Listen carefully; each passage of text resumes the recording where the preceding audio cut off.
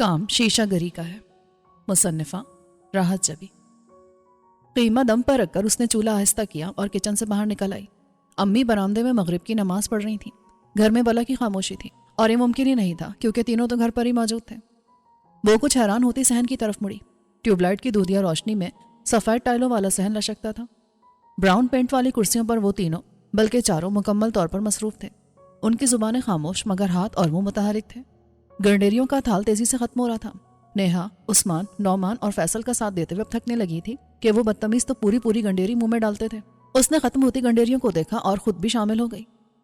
तुम लोगों ने रात को बटते भट्टी देखी थी ना? नेहा ने चालाकी से बातों में लगाकर उनकी रफ्तार कंट्रोल करना चाहिए। सबने महज हाथ हिलाकर नफी में जवाब देने की जहमत की। जेबी ने कोई चारा ना देखकर आखिरी 4 गंडेरियां अपने कब्जे में कर ली। सबने हस्बे तौफीक उसे घूरा, फिर डकार लेकर पेट पर हाथ फेरा। स्वाद आ गया। बेजी की चीख नुमा ललकार पर उस्मान का सारा स्वाद किरकिरा हो गया। फैसल और नौमान ने छलांग लगाई और ऊपर की सीढ़ियां चढ़ गए। नेहा ने खाली थाल उठाकर सर पर रखा और उस्मान मेज के नीचे घुसने की तदबीर सोचने लगा था कि कदरे फरबही माइल वजूद के साथ ना तो वो फौरी तौर पर मेज के नीचे घुस सकता था और ना ही सीढ़ियां चढ़ सकता था। जेबी अलबत्ता इत्मीनान से गंडेरी जोसती रही। जरा नीचे तो उतरो, मैं तुम लोगों के गोडे गिड्डे सेकूं। कैसी बेदीन औलाद दी है अल्लाह ने। माँ ने बगैर वजू कभी दूध ना पिलाया, फुप्पी ने बगैर वजू निवाला ना खिलाया। अरे निगोड़ो, इन्हीं गंडेरियों की तरह टोटे टोटे होंगे क़यामत के दिन। ये लंबे लंबे सांप कब्रों में इस्तकबाल करेंगे। और तू? उन्होंने अच्छी खासी सलवातें सुनाने के बाद ऊपर की तरफ देखा। गंजी कुकड़ी, यही थाल सीखों के साथ सर में गाड़ा जाएगा तो दुहाई देना। नेहा ने एक चीख मारी। इतनी तकलीफ मेखों के साथ सर में गाड़े जाने वाले थाल ने नहीं दी थी जितनी तकलीफ गंजी कुकड़ी के खिताब ने दी थी। सो वो थाल पटक कर एहतजाजन ऊपर वॉकआउट कर गई। नखरे देखो इस छिपकली के। और तू मोटे भैंसे? मैं तो वजू करने जा रहा हूँ। भैंसा घबराकर वॉशरूम की तरफ लपका। हाँ, अब 2-4 ठोंगे मारकर अल्लाह पर एहसान करो। बेजी कहाँ राजी होती थी। हंसी रोकने की कोशिश में आंखों में पानी उतर आया। बेजी ने शफकत से जेबी के सर पर हाथ फेरा। बस यही एक बच्ची अच्छी है, वक्त पर नमाज पढ़ती है। अल्लाह नसीब अच्छे करे। वो तेजी से खड़ी हो गई। उसे भी किचन में बहुत से काम निपटाने थे। जेबी ने कीमा भूना, सलाद बनाया, फुलके डाले। इतने में अब्बू भी आ गए। बेजी ने छूटते शिकायत लगाई। अब्बू ने सबको लाइन हासिल करके अच्छी तरह लताड़ा, लंबा लेक्चर पिलाया। जब बेजी के चेहरे पर इत्मीनान झलकने लगा तब खाना मांगने का इशारा हुआ। अय अतीक, तुमने मगरिब की नमाज पढ़ी थी? बेजी के अचानक सवाल पर अब्बू को अच्छू लग गया। अय है, कितनी बार कहा है, पानी घूट घूट करके इत्मीनान से पिया करो। बेजी ने बौखला कर कहा और उनकी पीठ सहलाने लगी। सब मुस्कुराहटें छुपाते अपनी अपनी प्लेटों पर झुक गए। तभी फोन की बैल गूंज उठी। जेबी बेटा, देखना जरा।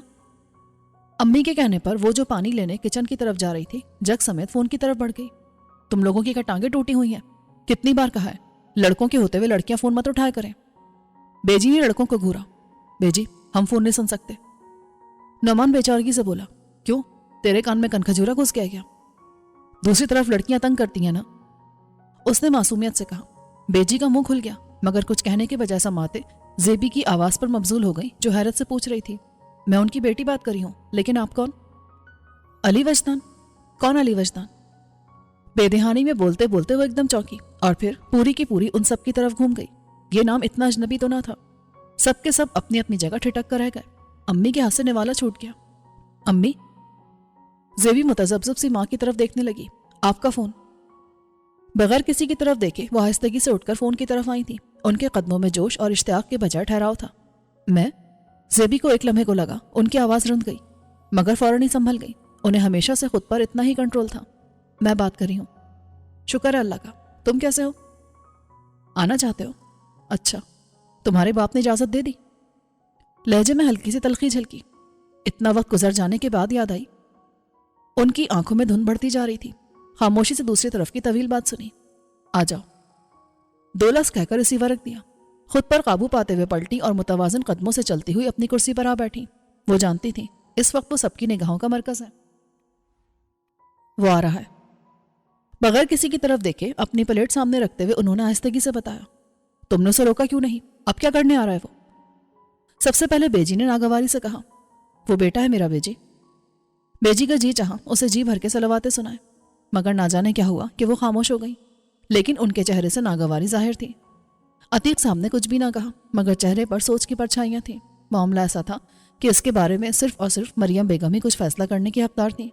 मरियम ने सबको देखा। सब खाने से हाथ खींचे बैठे थे। खाना शुरू करो। انہوں نے آہستگی سے کہا، حالانکہ اس وقت وہ صرف تنہائی چاہتی تھی، مگر ان کا اٹھنا سب کی بھوک اڑا دیتا۔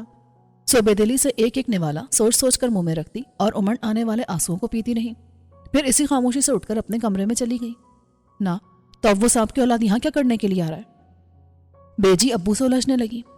یہ تو آنے کے بعد ہی معلوم ہوگا، عتیق صاحب نے مختصراً کہا۔ باقی لوگ ٹی وی لانچ کی طرف بڑھ گئے جہاں انہوں نے علی وجدان کی آمد کو ڈسکس کرنا تھا۔ بیجی نے توجہ نہ دی، ورنہ وہ نیہا کو اس طرح کھسکنے پر ضرور ٹوکتی۔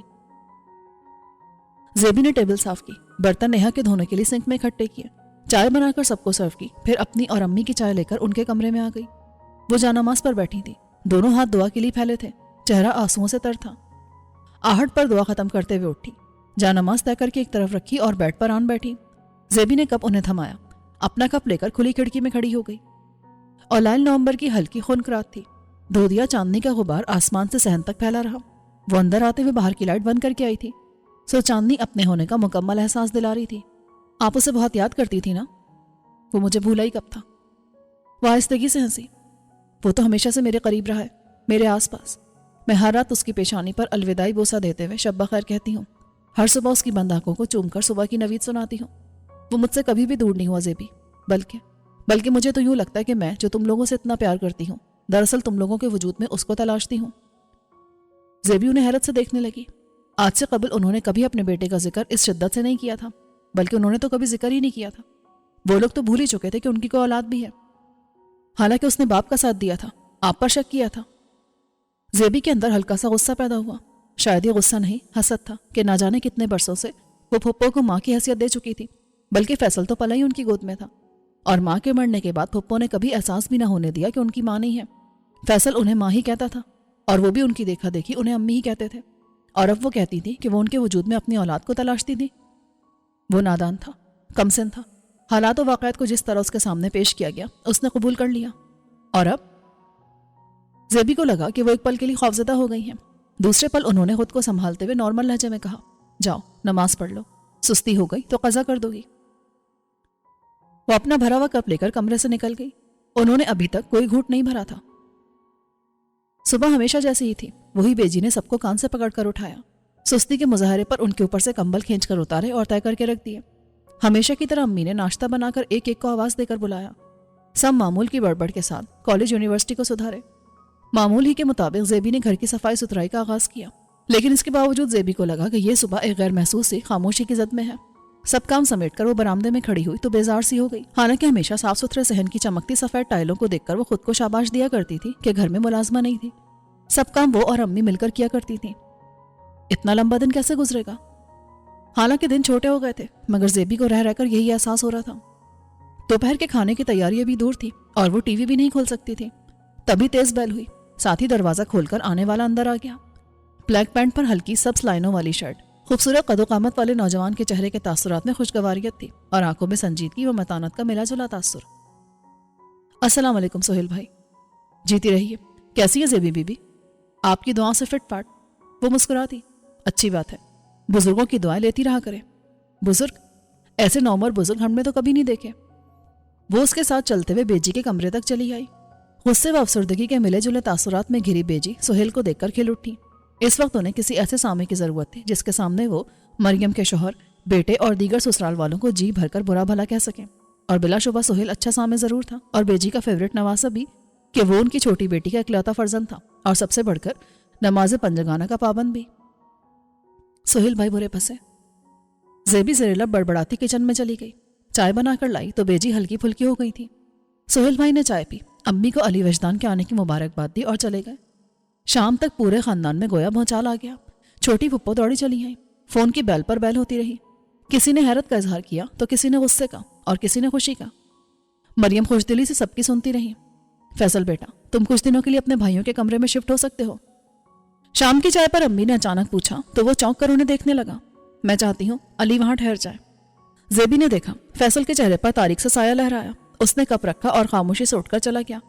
سب اس کے رویے پر الجھ سے گئے، لیکن کچھ دیر کے بعد وہ اپنا ضروری سامان سمیٹ کر دوسرے کمرے میں شفٹ ہو گیا تھا۔ مریم خوشی خوشی وہ کمرہ علی وجدان کے لیے سیٹ کرنے لگی۔ وقت ٹھہرا ٹھہرا رہا، دن رک رک کر گزرتے تھے۔ موسم کی خوشگواریت بیزاری میں بدل گئی تھی۔ مریم کس شدت سے علی وجدان کی منتظر تھی، مگر اس کا دوبارہ فون نہ آیا اور نہ ہی کوئی اطلاع کہ وہ کب آ رہا ہے۔ بظاہر مریم اپنے پرسکون انداز میں روزمرہ کے معمولات میں مگن تھی، مگر ان کے اندر معزن اضطراب زیبی کو اپنے اندر بھی محسوس ہوتا۔ کاش امی کا اضطراب جلد ختم ہو جائے۔ زیبی کے کہنے پر نیہا خاصی چڑی تھی، اسے لگتا آنے والا ان سے ان کی ماں چھیننے کے لیے آ رہا ہے، کاش وہ کبھی نہ آئے۔ صرف اپنے بارے میں مت سوچو، زیبی نے اسے ٹوکا۔ آلو، مٹر، پالک، اونگتے اونگتے بیجی ایک دم ہوشیار ہوئی۔ سبزی والا عین دروازے کے سامنے سے گزرنے کو تھا۔ ارے نعمان، بھاگنا، پکڑنا۔ انہوں نے اپنا گھٹنا زور زور سے ہلایا۔ نعمان جو ان کے گھٹنے پر سر رکھے عالم غنودگی میں غالباً کسی حسینہ کا تعقب کر رہا تھا، ہڑبڑا کر جاگا اور بھاگا۔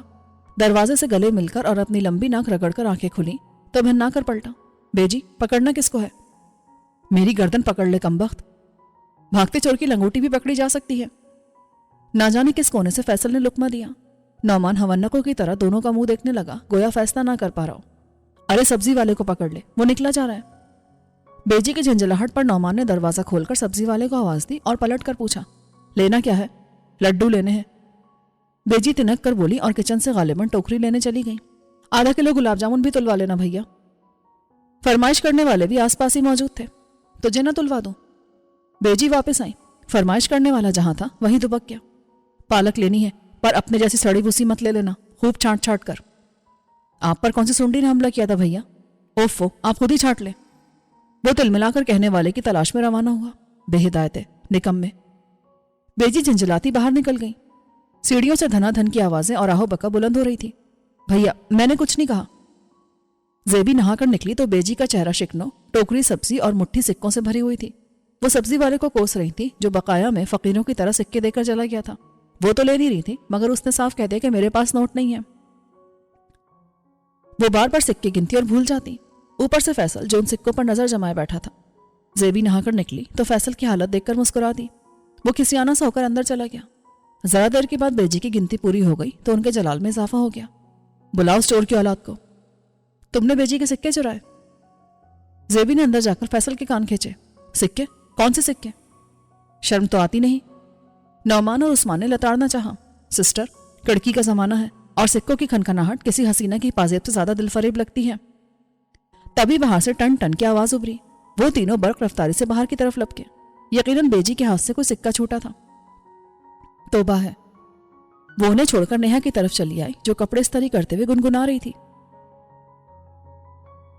صحرا باندھ کے ماہی، تو میرے گھر آنا۔ کیوں، اسے کوئی اور گھر نہیں ملتا کیا؟ زیبی کی زبان پھسلی۔ جب بھی کرنا بدشگونی کی بات کرنا، اتنا غصہ؟ بائے دفعے بلائے کیسے جا رہا ہے؟ تمہاری شادی کا سوچ رہی تھی۔ نیہا کچھ جھیپ سی گئی۔ ٹریک مت بدلو۔ مطلب؟ ابھی کل ہی تو ہو کر گئے ہیں۔ کون؟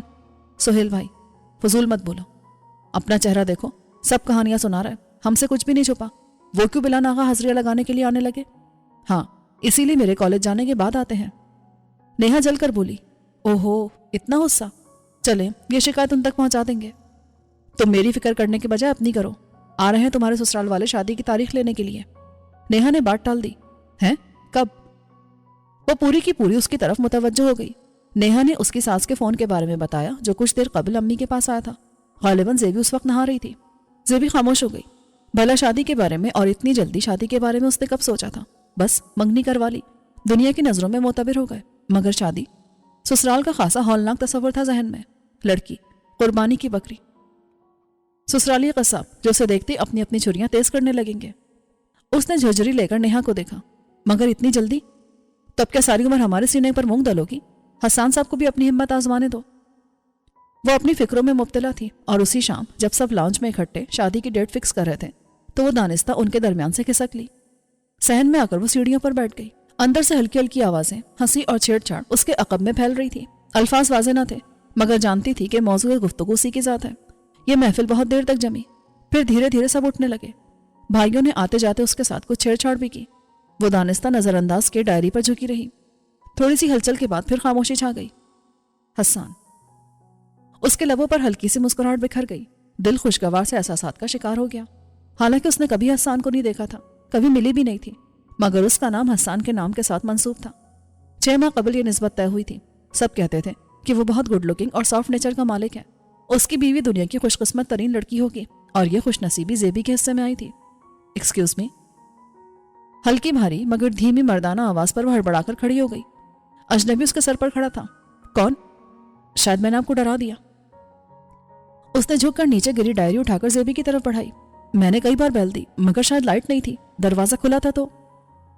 वो माजिद खाना लहजे में कह रहा था। उसकी सफेद शर्ट शिकनज़दा और ब्राउन जूते गर्दालूद थे, बिखरे बाल, हल्की सुर्ख आंखों से वो लंबी मुसाफतों की थकन और मंजिल पर पहुंचने की खुशी मतरशी थी। ये आंखें अजनबी तो नहीं थी। जेबी ने उसके हाथ से डायरी थाम ली। अली वजदान, आपने मुझे पहचान लिया? उसकी आंखों से खुशी झलक पड़ी। अंदर आ जाए। वो पलटकर जाली का दरवाजा खोलने लगी। आप? जेबी। वो मुख्तसरन कहकर अंदर चली गई। अली वजदान को उसकी तकलीद करना पड़ी। उसे ड्राइंग रूम में छोड़कर वो मरियम के कमरे में चली आई। वो नहाकर बाल बना रही थी। अम्मी, अली वजदान आए हैं। ब्रश उनके हाथ से छूटकर नीचे जा गिरा। उनका पूरा वजूद जोर से कांपा। खुद को संभालने के लिए उन्हें कुछ लम्हे दरकार थे जो उन्होंने झुककर ब्रश उठाते हुए सर्व किए। फिर सीधे होकर आईने में मुनक्किस होते अपने चेहरे के तासुरात देखे। चोटी में बल डाले और खड़ी हो गई। कहाँ है? ड्राइंग रूम में। चलो। वो उनके साथ ड्राइंग रूम में चली आई। अली वजदान अभी तक बैठा नहीं था, सेंट्रल टेबल के पास मुस्तरिब सा खड़ा था। दरवाजा खुला तो उसकी निगाहें आने वाली हस्ती पर जम गई। वो इस्तरारी अंदाज में आगे बढ़ा और उनके मुकाबिल आन खड़ा हुआ। मरियम की निगाहें उसके लंबे चौड़े वजूद और दिलकश खद्दोखाल को तहरीर से देख रही थीं। दोनों के अंदर समंदर मर्जन थे। दोनों ही आगे बढ़ना चाहते थे, मगर दोनों के दरमियान वो जालिम सफाक लम्हा इस्तादा था जब उस 16 साल लड़के से उसके बाप ने उसकी माँ पर संगीन किस्म के इल्जामात लगाते हुए कहा था कि उसकी माँ एक बद किरदार औरत है, इसलिए वो उसे तलाक दे रहा है। वो फैसला करे कि किसके साथ रहना चाहता है। उसके इर्द गिर्द उसके चचा और फुप्पियाँ मौजूद थे। बोलो बेटा, कहो ना। उस 16 साल लड़के का दिल नहीं मानता था कि जो कुछ उसकी माँ के बारे में कहा जा रहा है वो सच है, मगर हालात व वाक़यात को इस तरह तरतीब दिया गया कि वो ना चाहते हुए भी प्रेशराइज हो गया। और माँ की आंखों में कितनी अजीम हैरत थी, और वो कर्म जो लरसते होठों पर आग की सूरत में जम गया था। उसकी शशदर निगाहें नौजवान बेटे के चेहरे पर जमी थी। ये सब चेहरे जो उसके इर्द गिर्द थे अजनबी थे। वो तो उनका अपना था, उन्हीं के वजूद का हिस्सा। वो तो अभी तक वो लम्हा नहीं भूली थी जब अपनी कोख में पहली बार उसकी हरकत को महसूस किया था तो खुशी से पागल हो गई थी। फिर ये कोख जना पत्थर मारने वालों में कैसे शामिल हो गया? या अल्लाह, ना जमीन फटी ना आसमान लरजा, कुछ भी ना हुआ, और वो खामोशी से ससुराली साजिशों का शिकार होकर संसार हो गई। कैसे हो अली? उनका हाथ आहिस्तगी से वजदान के तवाना कंधे पर रुका। मैं ठीक हूं। वो जरा सा झुका था। ना आंसू, ना है, ना गले मिलकर पछाड़े खाने का मंजर। जेबी मायूस होकर बेजी को इत्तला देने चली गई। ये वो मंजर ना था जिसको देखने के लिए वो रुकी थी। बेजी को इत्तला दी तो वो तीर की तरह उठी। ड्राइंग रूम में माँ बेटे आमने सामने चुपचाप बैठे थे। बेजी ने जाते ही चुप के मुहिब समंदर में पत्थर खींच मारा। ना, तो अब तुम यहाँ क्या करने के लिए आए हो? अली वजदान सटपटाकर माँ को देखने लगा। 10 नवंबर की खुशगवार धूप आधे सहन से रुखसत होकर दीवार पर चमकने लगी थी। वो सब सहन में अपनी अपनी सरगर्मियों में मशगूल थे। बेजी असर के बाद तस्बीह हाथ में लिए खिलाफे मामूल कुछ खामोश सी बैठी थी। नेहा कोई मैगजीन खोले अपने सूट के लिए किसी नए डिजाइन की तलाश में थी। जेबी शाम की चाय के साथ मछली के पकौड़े तल रही थी। उस्मान उनके तले जाने के इंतजार में सर पर खड़ा था। मरियम भी सहन में आकर बैठ गई। नेहा, हो जाए गेम। नौमान रैकेट घुमाता आया। रहने दो, तुम फाउल खेलते हो। हा, जब हारती हो तो फाउल का इल्जाम लगा देती हो। गर्मा गर्म पकौड़े। उस्मान ने आते ही हाँक लगाई। आहा, उस्मान, टोमेटो केचप। नौमान ने नारा लगाया, तू सड़ी हुई भिंडी। उस्मान को ताव आ गया। मैं तो केचप मांग रहा था, अब चोर की दाढ़ी में तिनका हो तो मैं क्या करूं? मेरी दाढ़ी नहीं है। उस्मान ने भिन्नाकर प्लेट टेबल पर पट गई। इसलिए तो समझ में नहीं आता कि तुम हो क्या चीज। न मूछे न चुटिया। उस्मान जो वहां बैठने को था एहतजाजन किचन में वॉकआउट कर गया। कितनी बुरी बात है। मरियम ने लताड़ा, जाओ अली को बुला लाओ। तभी अली वजदान खुद चला आया। उसे देखकर चुपचाप बैठी बेजी का मुंह बन गया। तस्बीह तेजी से चलने लगी। वो आकर मरियम के पास बैठ गया। बेजी, आप चाय लेंगी? यही दे दो। वो कदरे रुखाई से बोली। उन्हें चाय वहीं भिजवा दी। तभी फैसल हाथ में कुछ किताबें लिए कमरे से निकला। वो चटती सी निगाह सब पर डाली, फिर उनकी तरफ आने के बजाय बाहर की सिम चल पड़ा। मरियम ने पुकारा तो बादल नाखास्ता मुड़ना पड़ा। बेटा, किधर जा रहे थे? अली वजदान ने माँ को देखा। मरियम के लहजे में ममता कूट कूट कर भरी थी, जबकि अली से बात करते हुए अपनायत के बावजूद एक गुरेज सा महसूस होता था। दोस्त के यहाँ कंबाइन स्टडी के लिए। मरियम ने उसे गौर से देखा। आज से कबल उसे कंबाइन स्टडी की जरूरत महसूस न हुई थी। हमारे साथ चाय भी ना पियोगे? वही ममता छलकाता लहजा। तो आपने मेरे हिस्से की मोहब्बतें यहाँ वहां बांट दी, और सितम तो ये कि मैं आपसे शिकवा भी नहीं कर सकता। अली ने सोचा। फैसल ने एक उचटती सी नजर अली वजदान पर डाली, जो मरियम को बहुत गौर से देख रहा था। मेरा मूड नहीं है। तुम अली से भी नहीं मिले? नौमान ने उसे उसकी बेरुखी का एहसास दिलाना चाहा। मैंने सुबह इन्हें हेलो कहा था, अम्मी मुझे देर हो रही है। वो उजलत में कहकर वहां से चला गया, वो डिस्टर्ब है। ये बात मरियम के साथ साथ सभी ने महसूस की। आपने अब तक शुरू नहीं किया, सब ठंडे हो गए। जेबी बाकी मांदा पकौड़े और चाय ले आई। उसकी आवाज ने सबको मुतहरिक कर दिया। अली भाई ये लेना, स्पेशल आपके लिए बनाए गए हैं। अम्मी बता रही थी कि आपके फेवरेट है मछली के पकौड़े। जेबी ने माहौल की खामोशी को तोड़ना चाहा। अरे, वजदान ने चौंक कर मां को देखा। इन्हें याद था। जवाबन मरियम के लबों पर ऐसी मुस्कुराहट उभरी जो किसी बच्चे की बहुत ही बचकाना बात पर माओ के होठों पर उतरती है। फैसल रात को बहुत देर से लौटा था और ऐसा पहली बार हुआ था कि उसने फोन भी ना किया था। सब अपने अपने कमरों में जा चुके थे। मरियम जले पांव की बिल्ली की तरह सहन में चकरा रही थी। आ जाएगा, क्यों इतनी परेशान हो रही हो, अब वो बच्चा तो नहीं रहा। अतीक साहब भी सरसरी अंदाज में कहकर चले गए, मगर उन्हें कहाँ करार। वो जानती थी फैसल अली के आने से डिस्टर्ब हुआ है। उनकी जरा सी तवज्जो में कमी भी उससे बर्दाश्त नहीं हो रही थी। था भी तो वो सबका लाडला। आहट हुई, दरवाजा खुला और फैसल अंदर आ गया। बेटा इतनी देर? उन्हें यूं बेकरार देखकर वो शर्मिंदा सा हो गया। अम्मी आप सो जाती? सो सकती थी, फोन ही कर देते। वो किचन की तरफ जाते हुए खफगी से बोली। वो खाना खा कर आया था, मगर उन्होंने कुछ पूछे बगैर गर्म करना शुरू किया तो वो खामोशी से बैठ गया। फैसल, तुम्हें क्या लगता है कि वो तुम्हारी जगह लेने के लिए आया है? फैसल नन्हे बच्चे की तरह रूठा सा बैठा रहा। पागल, वो किसी की जगह क्या लेगा? वो तो खुद अपनी जगह तलाशता फिर रहा है। वो मेरा बेटा है, मगर मुझसे ज्यादा उस शख्स का है। वो आया है, मगर उसे लौट कर जाना है। वो शख्स उसे ज्यादा दिन यहाँ रहने नहीं देगा। मैं उसे बाहों में भरकर अपनी प्यास बुझाना चाहती हूँ, अपनी बेताब ममता की तस्कीन करना चाहती हूँ, मगर उसे लौट कर जाना है। वो मेरा असल है, मगर तुम मेरे अपने हो। तुम्हारे नन्हे वजूद ने मुझे उस वक्त सहारा दिया जब जिंदगी पर से मेरा एतबार उठ गया था। मैं तुम्हें कैसे भूल सकती हूँ? खाना खाओ और हर किस्म के वहम को दिल से निकाल दो। कोई किसी की जगह नहीं ले सकता। आप मेरी माँ है ना? फैसल ने अपने हाथ उनके हाथों पर रख दिए। हाँ। उन्होंने उसकी पेशानी पर बोसा दिया। ऐसा ही बोसा वो अली वजदान की पेशानी पर भी देना चाहती थी, मगर डरती थी, ना जाने क्यों और ना जाने किससे। अरे, मैं कहती हूँ जेबी को तो किचन से निकालो, कपड़े बदले, तैयार हो। अब क्या सुलिये में मेहमानों से मिलेगी, वो आते ही होंगे। बेजी बैठे बैठे हौल रही थी और सबको हौला रही थी। ये नेहा किधर है? तोपों का रुख बदला था, मुंह मांज रही है। अंदर से निकलते उस्मान ने कहा, क्यों, क्या उसके ससुराल वाले आ रहे हैं? हद हो गई, वो बेचारी किचन में खप रही है और ये फैशनों की मारी। नेहा, अरे ओ नेहा। जी बेजी। नेहा ने जराफे की तरह खिड़की से गर्दन निकाली। उसकी हैयत कजाई देखकर पहले फैसल की आंखें उबली, फिर तवील चीख के साथ वो लहराकर बेजी की गोद में लुढ़क गया। नेहा ने घबराकर गर्दन अंदर की और धाड़ से खिड़की बंद कर दी। दफा हो जा, नमूने, मस्खरे कहीं के। बेजी के 2 हथौड़ों ने फैसल को एक ही सेकंड में होश दिला दिया। वो बदरू, और चुप कर जा भूत की औलाद। उन्हें ये बेवक्त का मस्खरापन एक आंख न भाया। अब्बू को भूत बोला, मैं अभी बताता हूं। बातें बनवा लो बस, मैं कहती हूँ ये सहन की कुर्सियां साफ कर दो। अभी ले। उनका पारा हाई होते देखकर वो फौरन काम पर लग गया। उस्मान, टाइम क्या हुआ है? बड़ा कड़ा वक्त है बेजी। ना जाने घर के किस कोने से वो कर रहा, पता चला ड्राइंग रूम के सोफे खिसका कर ज्यादा से ज्यादा लोगों के लिए गुंजाइश पैदा कर रहा है। नेहा, अरे निगोड़ी बाहर आ, सुबह से कमरे में घुसी मुंह को रगड़े लगा रही है। कुछ उस बेचारी के लिए भी छोड़ दे। खिड़की दोबारा से खुली, जरा सा बेसन के मुंह पर लगा लिया। आप तो पीछे ही पड़ गई। आपकी चाहिए सारे रगड़े रात को ही लगाकर सोई थी, मुझे तो सारे घर के जाले। खड़ाक से खिड़की बंद हुई, पता चला अतीक साहब की एंट्री हुई है। सब इंतजाम पूरा है ना? कोई कमी तो नहीं? कुछ और मंगवाना है तो कहो। कहाँ पूरा है?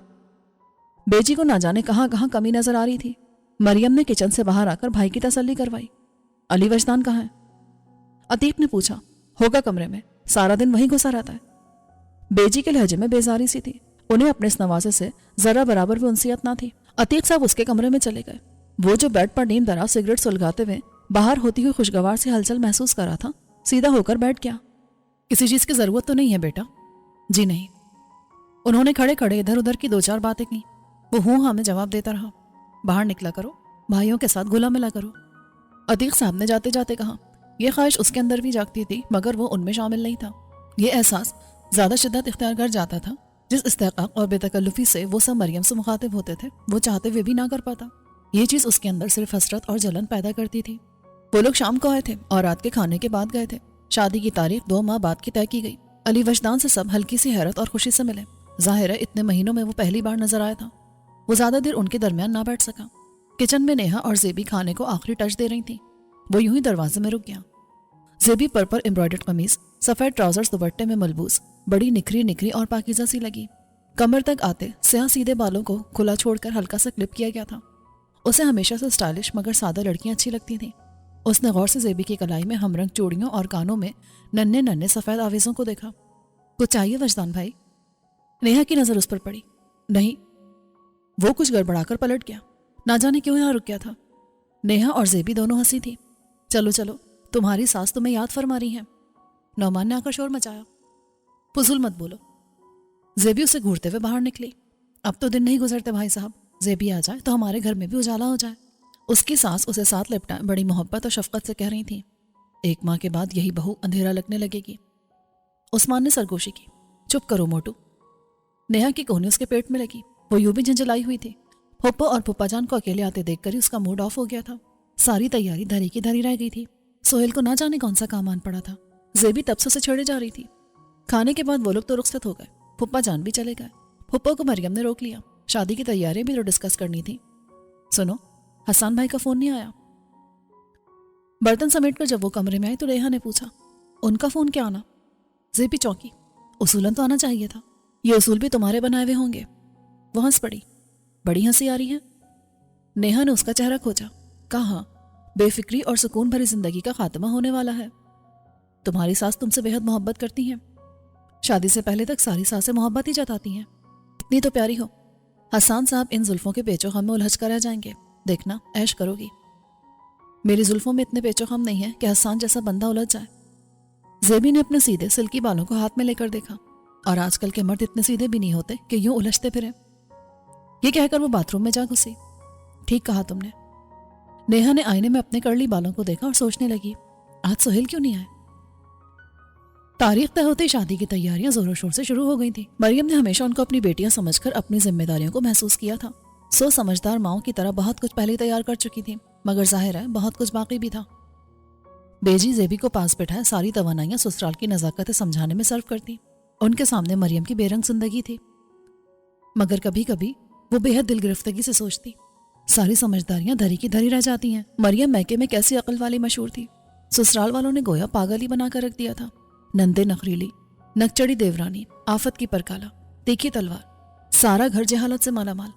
वो अपनी सारी तालीम, तहजीब, मुरव्वत और चुप की आदत के साथ उस घर में एडजस्ट होने की कोशिश में हाल से बेहाल हो गई। न दरगुजर कम आया और न ही तहम्मुल। वो जेबी को एक चुप 100 सुख का सबक सिखाते सिखाते झिझक जाती। झगड़े के डर से चुप की वकल मारती मरियम को क्या अच्छा सिला मिला था। कभी कभी बोलना भी पड़ता है। होठ सीलो तो लोग शायरक पर एड़ी रखकर गुजरते हैं कि उसे तो दर्द ही नहीं होता। अल्लाह नसीब अच्छे करे, अपने घर में राज रजो। वो हौल हौल कर दुआएं करती। मरियम खुद डरती थी मगर कोई नसीहत नहीं करती। फिर नेहा खींच लेती, अल्लाह के वास्ते कुछ अच्छी खूबसूरत और रोमांटिक सोचों को जहन में जगह दो। ये बेजी की दिल हौलाने वाली बातें सुनकर तो सारी फ्रेशनेस ज़ाया हो जाएगी। तुम फिक्र मत करो, मैंने इन बातों पर ज्यादा गौर नहीं किया। जो हालात होंगे देखे जाएंगे। तुम इतनी हकीकत पसंद कैसे हो? नेहा मरूब हो जाती। हकीकत शनास हो। तुमने वाकई कभी हसन के बारे में कुछ नहीं सोचा? सोचती क्यों नहीं, आखिर मैं भी नाजुक जज्बात रखने वाली लड़की हूं। तुम घुन्नी बल्कि मीसनी हो। नेहा बुरी तरह चिढ़ जाती। वो छुट्टी का दिन था। मरियम ने तेल की कटोरी हाथ में लेकर हर एक के सर में मालिश शुरू कर दी। जेबी ने आराम से तेल लगवाया और किचन में जा घुसी। बाकी जिसने कतराने की कोशिश की उसे बेजी की सलवातें वापस खींच लाई। वो नौकर है तुम लोगों की जो सुबह से जान हलकान करी है। भरी जवानी में चिट्टा सर लेकर फिरोगे, कोई लड़की भी ना देगा इन जवान बुढ़ों को। यह धमकी खासी कारगर साबित हुई। तीनों कतार बांधकर सामने आ बैठे। बेजी को उनकी हरकत भी एक आंख न भाई। कितना शौक है शादियों का। सब इस शैतानी डब्बे की चाल है। अच्छे भले मासूम लड़कों के दिमाग फेर दिए हैं। उनकी मुराद टीवी से थी। चलें बेजी, इस बहाने आपने हमें मासूम तो तस्लीम किया। नौमान हंस पड़ा। क्या बात है, आज तो बड़ी रौनक है। सोहेल ने अंदर आकर कहा, आप भी कतार में लग जाइए। इस करामाती तेल की मालिश से रिश्ते फटाफट तय होने लगते हैं। फैसल ने कहा तो बेजी ने उसे बुरी तरह घूरा। सोहेल मुस्कुराता हुआ अली वजदान के पास आ बैठा, जो कब से बज़ाहिर अखबार में गुम था, मगर दर हकीकत इस हंगामे से पूरी तरह लुत्फानंदोज हो रहा था। ये घर, इसके मकीन, उसे सब बहुत मुख्तलिफ और अच्छे लगे थे। तभी तो इतने दिन गुजरने के बावजूद उसका यहाँ से जाने को जी नहीं चाहता था। लड़कों की शरारत थी, नेहा की शोखियाँ, जेबी का सबका ख्याल रखने का अंदाज, बेजी की शफकत भरी डांट, अतीक साहब की केयर और मरियम की ममता। वो जहाँ से आया था वहाँ यह सब नहीं था। वहाँ साजिशें थी, एक दूसरे की टांग खींचने और नीचा दिखाने के तरीके, बेबुनियाद इल्जामात। उसे बहुत जल्द एहसास हो गया था कि उसकी माँ इन्हीं साजिशों का शिकार हुई थी। वो वापस आना चाहता था, मगर किस मुंह से आता? माँ की आखिरी नजर आज भी अंदर कहीं एहसास जुर्म जगाती तो वो बेकल हो जाता। अली, घर में बैठे बोर नहीं हो जाते? चलो किसी दिन तुम्हें अपना शहर दिखाएं। सुहेल ऑफर करा था। मुझे घूमने का ज्यादा शौक नहीं है। सुहेल को मायूसी हुई। ये बंद चेहरे वाला शख्स खुलने में ही नहीं आता था। मैंने कहा, आज किचन में क्या कुछ खास बन रहा है? वो दानिस्ता ऊंची आवाज में गोया हुआ। फौरन ही मुराद बर आई। नेहा आवाज सुनते ही कमरे के अंदर से तेजी से बाहर आई, मगर सहन में आने के बजाय वहीं किचन के दरवाजे में रुक गई। वहीं से सलाम किया, जिसका जवाब सुहेल ने बज़ाहिर संजीदा लहजा और सरसरी अंदाज में दिया था। सुहेल, अभी मत जाना, मैं बेसनी रोटी बना रही हूँ। जेबी ने किचन से झांका। उसके हाथ बेसन में लिथड़े थे, मगर वो रुका नहीं, माजरत करके चला गया। नेहा दोबारा कमरे में जा घुसी। लड़के सर में मालिश करवाकर छत पर जा पहुंचे थे। वो बावजूद कोशिश के अली से फ्री न हो सके कि वो ज्यादा बात ही नहीं करता था, बस खामोशी से सुनने पर इक्तफा करता। अली ने देखा, मरियम तेल की शीशी का ढक्कन बंद कर रही थी। वजदान, तेल लगवाओगे? अचानक ही मरियम ने पूछा। वो अपने अंदर हैरत और खुशी के एहसास को दबाते हुए उठा और पीढ़ी पर आ बैठा। मरियम ने कटोरी में तेल निकाला। उनकी सारी हसासियत और ममता उंगलियों की पोरों में सिमट आई थी। तभी बेजी ने कदरे गौर से अली वजदान को देखा। शायद पहली बार देखा था। वो अपने बाप से बिल्कुल मुख्तलिफ था, शक्ल सूरत में भी और आदात व अतवार में भी। बेजी को लगा कि वो मरियम जैसा है। चेहरे पर वही संजीदगी व मुलायमत, वही सोचकर परख कर बोलने का अंदाज। तुम करते क्या हो? पहले दिन के बाद बेजी ने उसे पहली बार मुखातिब किया था। नौकरी करता हूं। अली को मीठी सी गुनूदगी का एहसास होने लगा। तनख्वाह कितनी है? 15,000। सब बाप को देते हो या अपने पास भी कुछ रखते हो? पापा की तो डेथ हो गई है, तो वो मर गया। बेजी यूं उछली गोया उनका मरना अचंभे की बात हो। वजदान ने मरियम की उंगलियों को रुकते महसूस किया। फिर तो तुम्हारी फुप्पियां चच्ची ऐंठ लेती होंगी। मैं उनके साथ नहीं रहता। वो उनके सवालों के जवाब बिल्कुल लाशौरी तौर पर दे रहा था। वो इस वक्त सिर्फ और सिर्फ वो आसूगी, सुरूर और सुकून महसूस करना चाहता था जो सर की जिल्द से लेकर पैर के नाखूनों तक रोम रोम में सरायत कर रही थी। उसकी आंखें धीरे धीरे बंद हो रही थीं। वो माँ के घुटने पर सर रखकर सो जाना चाहता था। बहुत लंबी और पुरसुकून नींद। शादी हो गई? बेजी के सवाल खत्म होने में न आते थे। कौन करवाता? तुम्हारी फुप्पियां दादी बड़े सदके जाती थी तुम्हारी, हर एक की 3-3 लड़कियां थीं। मैं उनसे नहीं करना चाहता। उसकी आवाज बोझल हो गई थी। जोहर की अजान होने लगी तो बेजी को उठना पड़ा। पूरे सहन में खामोशी छा गई थी। मरियम की उंगलियां सुस्त पड़ गईं। उसके आसाब ढीले पड़ गए थे। एक झोंका सा आया। उसने सर मरियम के घुटने पर टिका दिया। तुम अकेले रहते हो वजदान? मरियम ने आहिस्तेगी से उसकी पेशानी से बाल समेटे। मैं अकेला रहता हूं। वो हल्के से बड़बड़ाया। तुम्हारा ख्याल कौन रखता है? मेरा ख्याल कौन रखेगा अम्मी? उसकी आवाज और अल्फाज बेहद मध्यम थे। मरियम की आंखों में धुंध भर आई। फिर वो धुंध बरसने लगी। उन्होंने जरा सा झुक कर देखा। वो नन्हे बच्चे की तरह गाफिल हो गया था। वो कुछ और झुकी और उसकी पेशानी पर अपने होंठ रख दिए। वो गहरी नींद सो रहा था। वो खुली खिड़की में खड़ा था। बाहर चांदनी थी और सर्द हवा और उसकी उंगलियों में सिगरेट सुलगता था। तुम अकेले रहते हो? माँ के लहजे में उसकी तन्हाई का एहसास चुभता था। उसने फौरन सिगरेट का कश लिया, मगर उसे एहसास हुआ कि वो उस उजली चांदनी को दागदार कराए। उसने सिगरेट बुझा दिया। तुम्हारा ख्याल कौन रखता है? उनके लहजे की फिक्रमंदी और उसकी उंगली अपने माथे को छूने लगी। अब वहां गर्म सुकून बख्श लम्स ठहरा था। वो बहुत छोटा था जब पुप्पो की गोद में चला गया। बड़ी पुप्पो, उनकी शादी के बाद छोटी पुप्पो, जो उसे हर वक्त अपने साथ लगाए रखती थी। और वो कामों में उलझी बेजार डरी हुई औरत कभी बेताबी से अपने बाजुओं में भींचती तो उसे फौरन वापस खींच लिया जाता। इसे भी अपने जैसा बेवकूफ बनाओगी? फिर वो खुद ही खींचता चला गया। उसके इर्द गिर्द बहुत कुछ था। फुप्पियों की चापलूसाना मोहब्बतें, अब्बू का उसकी तालीम के बारे में संजीदा रवैया, चची के कमरे में ढेरों तरकीबात, टीवी, वीसीआर, घटिया किस्म के नॉवल। उसे खबर ही ना थी 2 आंखें हैं जो हमा वक्त बेताबाना उसकी बलाएं लेती थी। वो माँ से जहनी और जज्बाती तौर पर दूर होता चला गया। वो घर से निकाल दी गई। उसे कोई फर्क ना पड़ा। बस वो सब और अपने आप से शर्मिंदा होकर मुंह छुपाता रहा। उसकी माँ गलत औरत थी। गलत औरत की जगह दूसरी औरत आ गई। सुना था अब्बू की साबका मंगेतर है, जिससे ना जाने किस वजह से वो शादी ना कर सके थे। वो तब भी ना समझ सका। बस शर्मिंदा शर्मिंदा दूसरी माँ की हैसियत को तस्लीम कर गया, जो पूरे घर में दंदनाती फिरती थी। उसने जिंदगी के 25 बरस गोया किसी धुन में गुजार दिए। दूसरों के कानों से सुना, दूसरों की आंखों से देखा और उन्हीं के दिमागों से सोचा। उस जर्द धुन का पर्दा उम्र के 26वें बरस में चाक हुआ। حقائق کا گرم تپتا سورج عین سر پر آگ برساتا تھا۔ بڑی پھپھو اس کی شادی اپنی بیٹی سے کرنا چاہتی تھی اور چھوٹی پھپھو اپنی بیٹی سے، اور وہ دونوں سے بھی نہیں۔ دونوں ایک دوسرے کے خلاف محاذ کھول بیٹھی تھی۔ نیچا دکھانے کے چکر میں وہ ساری سازشیں بے نقاب ہونے لگی جو دونوں نے اس کی ماں کے خلاف کی تھی۔ وہ تو بڑی معصوم عورت تھی، مگر یہ تمہاری چھوٹی پھپھی؟ ارے وہ عفیفہ تمہاری بڑی پھپھی کی سازش کا شکار ہو گئی جو اس نے تمہاری سوتیلی ماں کے ساتھ مل کر رچائی تھی۔ خامخواہ اس بھلی عورت کو بھائی رفیق کے ساتھ بدنام کر دیا۔ سب اس چلتر کی سازش، ویسی چلتر اس کی بیٹی۔ وہ چکرا کے رہ گیا، بھاگ نکلا وہاں سے۔ باپ نہ رہا تھا جس سے جواب طلب کرتا، مگر وہ خود عمر کے اس حصے میں تھا جہاں حقیقت و فسانے میں فرق کر سکتا تھا۔ دھن چھٹی تو بہت سے منظر واضح ہونے لگے۔ وہ ماں سے معافی مانگنا چاہتا تھا مگر خود کو اس قابل نہیں سمجھتا تھا۔ اس کے اور اجلی چاندنی کے درمیان ایک وجود حائل ہوا۔ آپ ابھی تک جاگ رہے ہیں؟ ہاں۔ وہ مسکرا دیا۔ زیبی نے حیرت سے دیکھا۔ کچھ چاہیے؟ اب اور کچھ نہیں۔ اس نے لفظ اب پر کچھ زور دیا۔ وہ ناسمجھی میں سر ہلا کر چلی گئی۔ اس کا رخ کچن کی طرف تھا۔ وجدان نے زیبی کی پشت پر لہراتی چوٹی کو دیکھ کر لاشعوری طور پر سوچا، یہ بالکل امی جیسی لگتی ہے، لیکن نہیں۔ اس نے فوراً ہی اپنے خیال کو جھٹکا۔ ان کے انداز میں کبھی بھی وہ اعتماد نظر نہیں آتا تھا جو زیبی کی شخصیت کا خاصا تھا۔ یہ اگلے روز کی بات ہے۔ اندر فون کی بیل چیخ رہی تھی۔ زیبی نے آگے بڑھ کر ریسیور اٹھایا۔ ہلو، السلام علیکم، میں حسان بات کر رہا ہوں۔ سنجیدہ، خوبصورت لہجہ۔ وہ بہت دیر تک کچھ نہ بول سکی۔ مجھے زیبا سے بات کرنی تھی۔ میں بات کر رہی ہوں۔ میں زیبا، مجھے آپ سے بہت ضروری بات کرنی ہے۔ وہ اس کے لہجے کی اجنبیت تو محسوس نہ کر سکی مگر اس کی سنجیدگی پر ٹھٹک سی گئی۔ کہیے۔ مس زیبا، مجھے نہیں معلوم کہ مجھے آپ سے بات کرنا بھی چاہیے یا نہیں، لیکن آپ پڑھی لکھی اور سمجھدار لڑکی ہیں۔ مجھے لگا حالات و واقعات کا درست تجزیہ کر پائیں گی، اسی لیے آپ سے بات کرنے کی جرات کر رہا ہوں۔ آپ کھل کر بات کریں، پہلیاں بجھوانے کی ضرورت نہیں ہے۔ زبردستی کے رشتے ناپائیدار ہو سکتے ہیں۔ اس کے سوال پر زیبی ساکت رہ گئی۔ ذہن نے سمجھنے میں تھوڑا توقف کیا اور دوسرے لمحے وہ تلخ حقیقت کے تپتے صحرا میں ننگے پاؤں کھڑی تھی۔ آپ کا مطلب ہے کہ میرا اور آپ کا رشتہ زبردستی کا رشتہ ہے؟ لہجہ بے یقین سا تھا۔ جی، میں یہی کہنا چاہتا ہوں۔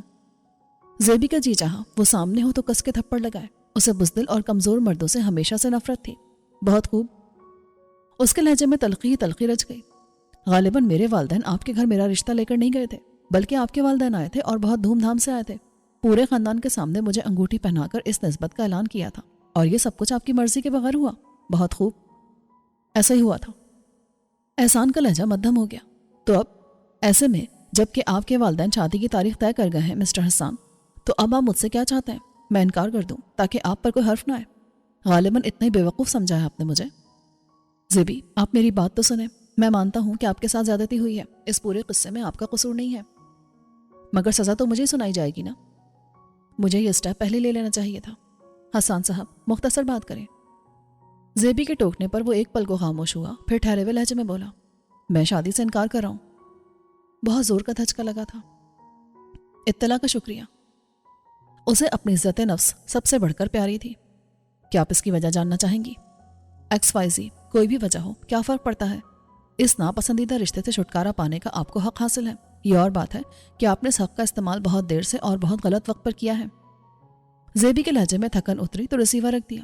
بڑی دیر تک وہ ہاتھوں کی لرزش پر قابو پانے کی کوشش کرتی رہی۔ آپ کی طبیعت تو ٹھیک ہے؟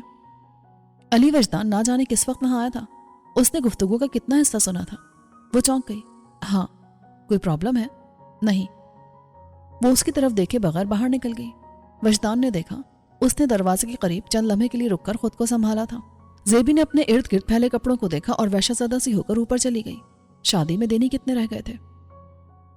وجدان اوپر آیا تو رک گیا۔ اس نے چارپائی پر بیٹھی زیبی کو دیکھا۔ ڈھلتی شام کی زردی اس کے چہرے پر اتر آئی تھی اور وہ کھلی آنکھوں سے کوئی ایسا منظر دیکھتی تھی جس تک وجدان کی رسائی ہوتی بھی تھی اور نہیں بھی۔ زیبی، کیا میں آپ کی کوئی مدد کر سکتا ہوں؟ وجدان اس کی طرف متوجہ تھا۔ وہ چونکی اور انجان بنی۔ کس معاملے میں؟ وہ گڑبڑایا۔ ہاں، کس معاملے میں؟ اسے بھلا کسی معاملے کی خبر ہی کہاں تھی؟ وہ ٹانگیں نیچے لٹکا کر چپل ٹٹولنے لگی۔ میں اپنی مدد آپ کر سکتی ہوں وجدان صاحب۔ لہجہ تنبیہ کرتا ہوا تھا۔ خبردار، تمہیں کچھ خبر نہیں۔ یہ تنبیہ کرتا لہجہ وجدان کو اتنا برا لگا کہ وہ اس کے جانے سے پہلے ہی نیچے چلا گیا۔ وہ ایک چپل لاؤں میں پہنے دوسری ڈھونڈنا بھول گئی۔ شاید مجھے اتنا روڈ نہیں ہونا چاہیے تھا۔ اس نے ابھی تک کسی سے حسان کے فون کا ذکر نہیں کیا تھا۔ وہ حسان کی طرف سے کسی انتہائی قدم کی منتظر تھی، دیکھنا چاہتی تھی کہ وہ اب کیا کرتا ہے۔ گھر میں وہی چہل پہل تھی جو شادی سے کچھ دن پہلے گھروں میں ہوتی ہے، اور یہ چہل پہل زیبی کو مضطرب رکھتی۔ جو ہونے والا تھا وہ منظر عام پر آیا تو کیا ہوگا؟ اسے مریم کا ستا چہرہ، ابو کی جھکی گردن اور لوگوں کے سوال دھیان میں آتے تو جی چاہتا کہیں بھاگ جائے، مگر بھاگ کر جاتی کہاں؟ فضا میں خون کی بڑھ گئی اور نیچے سے بیجی کی پکار آنے لگی۔ کتنی بار کہا ہے مغرب ہونے کو ہے، ایسے میں وہ نیچے چلی آئی۔ صحن میں وجدان اور مریم بیٹھے تھے اور وہ پوچھ رہی تھی، وجدان تم نے شادی کیوں نہیں کی؟ کس سے کرتا؟ کیوں کبھی کوئی لڑکی نہیں ملی؟ کبھی ایسی کوئی نظر ہی نہیں آئی جس کے بارے میں اس زاویے سے سوچتا؟ اس نے زیبی کو نیچے آتے دیکھا مگر نظر انداز کر گیا۔ وہ کیسی ہو؟ آپ جیسی، لیکن اسے بزدل نہیں ہونا چاہیے، لڑنے کا حوصلہ رکھتی ہو، غلط کو غلط کہہ سکتی ہو، دوسروں کی طرف دیکھنے کی بجائے اپنی مدد آپ کر سکے، اپنا حوصلہ آپ بن سکے۔ مریم پلک جھپکے بغیر اسے دیکھ رہی تھی۔ ماں کی ان کمزوریوں کو اس نے کب محسوس کیا؟ زیبی اندر چلی گئی۔ اسے لگا کہ وجدان نے اس پر طنز کیا ہے۔ وجدان چلا گیا تھا، اسے بس اتنی چھٹیاں ملی تھی۔ پھر کب آؤ گے؟ مریم نے پوچھا۔ آپ انتظار کریں گی؟ مریم نے اس بات میں سر ہلایا تو اس کی آنکھیں چمک اٹھی۔ بہت جلد آؤں گا۔ مریم کی باہیں پھیلی اور وہ کسی ننھے بچے کی طرح ان کی باہوں میں سمٹ گیا۔ مضطرب دل، سکون آشنا ہوا، تشنگی مٹنے لگی۔ وجدان کا جی چاہا بندھا ہوا سامان کھول دے، اور مریم کو لگا ان کے اندر مزید جینے کی خواہش نہیں ہے کوئی۔ ان کا بیٹا ان کے پاس لوٹ آیا تھا، زندگی سے اب کچھ بھی مزید نہیں مانگنا چاہتی تھی۔ وہ باہوں میں سمٹا تو وہ سب کچھ سوچنا بھول گئی، یہ بھی کہ زیبی ان دنوں اتنی پریشان کیوں ہے۔ میری تو سمجھ میں نہیں آتا، تمہیں یکدم ہو کیا ہے؟ کسی چیز میں تمہارا انٹرسٹ ہی نہیں رہا۔ کتنے دنوں سے کہہ رہی ہوں، جو سوٹ سلنے کو دیے ہیں وہ واپس لانے ہیں، کچھ نئے سوٹ دینے ہیں، لہنگا پسند کرنا ہے۔ اب زیور تک کے لیے تم نہیں جا رہی، کیا وہ بھی میں ہی پسند کروں گی؟ نیہا چڑھ کر کہہ رہی تھی۔ تبھی انہوں نے چونک کر زیبی کو دیکھا۔ ارے یہ اتنی چپ چپ اور بجھی بجھی سے کیوں لگ رہی ہے؟ جلدی کیا ہے تمہیں؟ سب کچھ ہو جائے گا۔ وہ ہر گزرتے دن کے ساتھ چڑچڑی ہوتی جا رہی تھی۔ جلدی؟ اتنے کم دن رہ گئے ہیں، امی آپ ہی سے کچھ سمجھائے نا۔ کیوں اتنی ڈل ہو رہی ہو زیبی؟ مریم نے پیار سے پوچھا۔ میرا جی نہیں چاہتا۔ آئے ہائے، مت پیچھے پڑو میری بچی کے، والدین کا گھر چھوڑنا اتنا آسان نہیں ہے، بیچاری نے دل کو لگا لیا ہے۔ بیجی نے اسے ساتھ لگانا چاہا تو وہ ایک جھٹکے سے اٹھ کر اندر چلی گئی۔ اندر نیا ہی ہنگامہ تھا، تینوں بھائی کارڈ سامنے پھیلائے بیٹھے تھے، کسی ایک کارڈ پر وہ سب متفق نہیں ہو رہے تھے۔ زیبی سے فیصلہ کراؤ، نعمان نے نعرہ لگایا۔ وہ فیصلہ کیا کرتی، وہ تو کارڈز دیکھ کر ہی گمسم ہو گئی تھی۔ بتاؤ نا آپی، میرا تو خیال ہے کہ یہ پرپل۔ ہٹاؤ فیصل، اتنی جلدی کیا ہے تم لوگوں کو اعلان کرنے کی؟ اس نے سختی سے کہا۔ اعلان کی خوب کہی، پتہ تو سارے خاندان کو ہے کہ تمہاری شادی کون سی تاریخ کو طے ہوئی ہے، مگر فارمیلٹی بھی تو پوری کرنا ہوتی ہے دعوت نامے پر وقت لکھ کے۔ پتہ تو ہے سارے خاندان کو، پتہ تو سارے۔ اس کے اندر وحشتوں کا جنگل اگنے لگا۔ اس نے لب بھیج کر خوف کے عالم میں سب کو دیکھا، وہ نہ جانے کیا کچھ کہہ رہے تھے۔ زیبی کو لگا کہ اب کہیں جائے پناہ نہیں۔ نیہا کے بہت مجبور کرنے پر وہ بازار آئی تھی۔ مجھے اپنے کپڑے تو خریدنے دو۔ نیہا بہت خفا تھی، وہ مجبوراً چلی آئی، اور وہیں اس نے حسان کو دیکھا۔ اسے شک تھا کہ وہ حسان ہے، کیونکہ زیبی نے اس کی صرف تصویر دیکھی تھی، مگر نیہا چیخ اٹھی، زیبی دیکھو حسان بھائی۔ اپنے کام سے کام رکھو نیہا، وہ سرد لہجے میں کہہ کر سوٹ دیکھنے لگی، مگر نیہا کا جوش قابل دید تھا۔ پاگل، ایسے مواقع روز روز ہاتھ نہیں آتے، ایک بار ان سے مل لو نا۔ وہ اس کا ہاتھ پکڑ کر کھینچنے لگی۔ نیہا۔ زیبی کا لہجہ و تاثرات اتنے سخت تھے کہ وہ منہ ہی منہ میں کچھ بڑبڑا کر رہ گئی۔ کچھ دیر کے بعد زیبی کو عقب میں کسی کی موجودگی کا احساس ہوا۔ لاشعوری طور پر اس نے ذرا سا رخ موڑ کر دیکھا اور پھر تیزی سے سیدھی ہو گئی۔ حسان اس کے عقب میں کھڑا تھا۔ زیبی نے پوری کی پوری توجہ سامنے پھیلے کپڑے کے پرنٹ پر مرکوز کر دی۔ حسان اب نیہا سے ہیلو ہائی کر رہا تھا۔ اپنے تمام تر منجمد احساسات کے باوجود وہ حسان کے مدھم اور شائستہ لہجے کو پوری شدت سے محسوس کر رہی تھی۔ کچھ دیر کے بعد زیبی اسے کونی مارنے لگی۔ چلو نا، حسان بھائی تم سے بات کرنا چاہتے ہیں۔ مجھے نہیں کرنی۔ وہ پلٹی تو عقب میں کھڑے حسان نے تیزی سے کہا، پلیز مس زیبا، صرف 5 منٹ۔ پاگل ہو، کیا حرج ہے، وہ تمہارے۔ نیہا اس کے کان میں گھسی آ رہی تھی۔ زیبی ڈھیلی پڑ گئی۔ نیہا کی باتیں کھل گئیں۔ وہ لوگ سامنے والے ریسٹورانٹ کی طرف بڑھ گئے۔ وہاں اچھا خاصا رش تھا۔ حسان انہیں لے کر ایک ایسی ٹیبل کی طرف بڑھ گیا جہاں پہلے سے ایک متناسب خد و خال کی کامنی سی لڑکی بڑی بیزاری سے گھڑی دیکھ رہی تھی۔ حسان پر نگاہ پڑتے چہرے کے تاثرات میں بیزاری کی جگہ خوشگواریت در آئی۔ मगर उन दोनों को साथ देखकर वो ठिठक सी गई। तो ये थी वजह। टेबल तक पहुंचते पहुंचते जेबी लाइट पर्पल कलर के सूट में मलबूस लड़की का बहुत जायजा ले चुकी थी। ये नेहा है और ये जेबा। लड़की ने चौंक कर जेबी को देखा। आप लोग बैठे प्लीज। हसन भाई ये आपकी। नेहा को उस अधूरे तारों से उलझन सी हुई तो पूछने लगी। हसन उसका सवाल नजरअंदाज करते हुए वेटर को बुलाकर ऑर्डर देने लगा। उसने उन दोनों से भी पूछा। ना जाने नेहा ने क्या मंगवाया। वो तो अपनी पूरी की पूरी तवज्जो शीशे के उस पार रवा दवा सड़क पर मबजूल कर चुकी थी।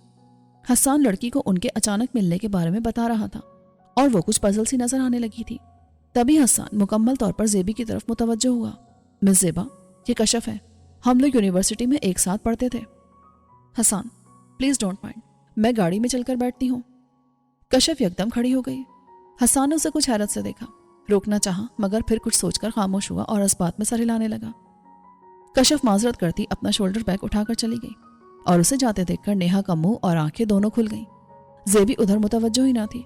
वो बदस्तूर शीशे के पार बाहर झांक रही थी और हसन कह रहा था, मुझे नहीं मालूम कब और किस लम्हे मेरे दिल में कशफ की मोहब्बत का एहसास जागा। बस मैंने और उसने अपने अंदर ख्वाबों के इस घर की बुनियाद रख दी जिसे हम दोनों ने मिलकर बसाना था। नेहा ने बौखलाकर हसन को देखा। कशफ के घर वालों को कोई एतराज ना था। मैंने कशफ को अपने वालिदैन से मिलवा दिया। वो भी उससे मिलकर खुश हुए थे कि फिर मैं दरमियान में आ गई। जेबी तल्ख सी हंसी हंस दी। नहीं। वो मुजमहल सा मुस्कुराया। फिर वो हादसा हो गया। जेबी की निगाहों की जद में बहुत से लोगों के दरमियान रास्ता बनाती लाइट पर्पल सूट में मलबूस वो लड़की आई जो चलने की कोशिश में लड़खड़ा रही थी। यूं लगता था कि उसकी दाहिनी टांग बोझ सहारने से कासिर है और वो सख्त तकलीफ में मुब्तला है। जिसमें कशफ की दाहिनी टांग। जेबी ने बौखलाकर सामने पड़ी खाली कुर्सी को देखा और फिर उस लड़की को जो अब नजरों से ओझल हो गई थी। हसन उस हादसे की तफसीलात बता रहा था। मेरे लिए कशफ अब भी वही थी, मगर मेरे वालिदैन उन्हें एक लंगड़ी लूली बहू कबूल ना थी। सो मेरी मर्जी के बगैर आपके साथ मेरी मंगनी हो गई। मैंने हकीकत पसंद बनने और वालिदैन की खुशी में खुश होने की बहुत कोशिश की। 5 माह खुद से लड़ते झगड़ते गुजर गए, मगर उसने दोनों हाथ मेज के किनारे पर टिकाकर जेबी को देखा जो अब उसी को देख रही थी। मोहब्बत नहीं मानती जेबी, मोहब्बत नहीं मानती। वो हर रोज मेरा गिरेबान पकड़ती थी। अगर यही हादसा मेरे साथ हो जाता। तावीलें घड़ते घड़ते खुद को समझाते समझाते मैं थक गया हूं। नेहा गुमसुम सी थी। ये मोहब्बत हर रोज कटहरे में खड़ा कर देती है। मेरा ज़मीर गवारा नहीं करता कि उसे इस हाल में तन्हा छोड़ दूं। फिर मैं कशफ के हिस्से की मोहब्बत किसी और को दे भी नहीं सकता। वो आज भी मेरे लिए वही कशफ है। उसके 2 ऑपरेशन हो चुके हैं। डॉक्टर कहते हैं तीसरे ऑपरेशन के बाद वो नॉर्मल तरीके से चल सकेगी। अल्लाह जाने। आप बहुत अच्छी हैं जेबी। मेरा मकसद आपको हर्ट करना नहीं है। कोई भी शख्स आपकी हमराही में फ़ख्र महसूस करेगा। मेरी इट्स ओके हसन साहब, मैं आपके जज्बे की कदर करती हूँ। मुझे नहीं मालूम कि मेरे वालिदैन कशफ को कबूल करेंगे या नहीं, लेकिन मुझे उसको तन्हा नहीं छोड़ना। ये मेरा फैसला है। टेबल पर मुकम्मल खामोशी छा गई। उनके सामने रखे चाय और सैंडविचेस बिल्कुल ठंडे हो गए थे। जेबी ने अपना हाथ सीधा किया, उंगली में पड़ी डायमंड रिंग निकालकर हसन के सामने रख दी। हसन साहब, मेरे पास आप लोगों को देने के लिए कुछ भी नहीं, बस एक दुआ कि आप कशफ के साथ एक मुकम्मल जिंदगी गुजारें, उसी एतमाद के साथ जिसके साथ आपने ये फैसला किया है। वो नेहा का हाथ दबाकर खड़ी हो गई। थैंक यू मिस जेबी। बाहर आने तक उन दोनों के बीच मुकम्मल खामोशी छाई रही। नेहा भूल गई थी कि अभी उसे शॉपिंग भी करना थी। घर में तीनों लड़के फुल आवाज में डेक लगाए कमरे में बंद थे। नेहा जो सारा रास्ता एक लफ्ज नहीं बोली थी, बेजी के पास जा रुकी और जेबी जानती थी कि अब वो रुकेगी नहीं, बोलेगी। इसीलिए खामोशी से अपने रूम में चली आई। दरवाजा बंद करके आहिस्तगी से बेड पर बैठ गई। मौसम बहुत बदल गया है। उसने ठंडे पांव की उंगलियों को छूकर अपनी सोच का रुख मोड़ना चाहा, मगर ना मोड़ सकी। नजरों के सामने सब के चेहरे थे। बाहर कुछ शोर सा था।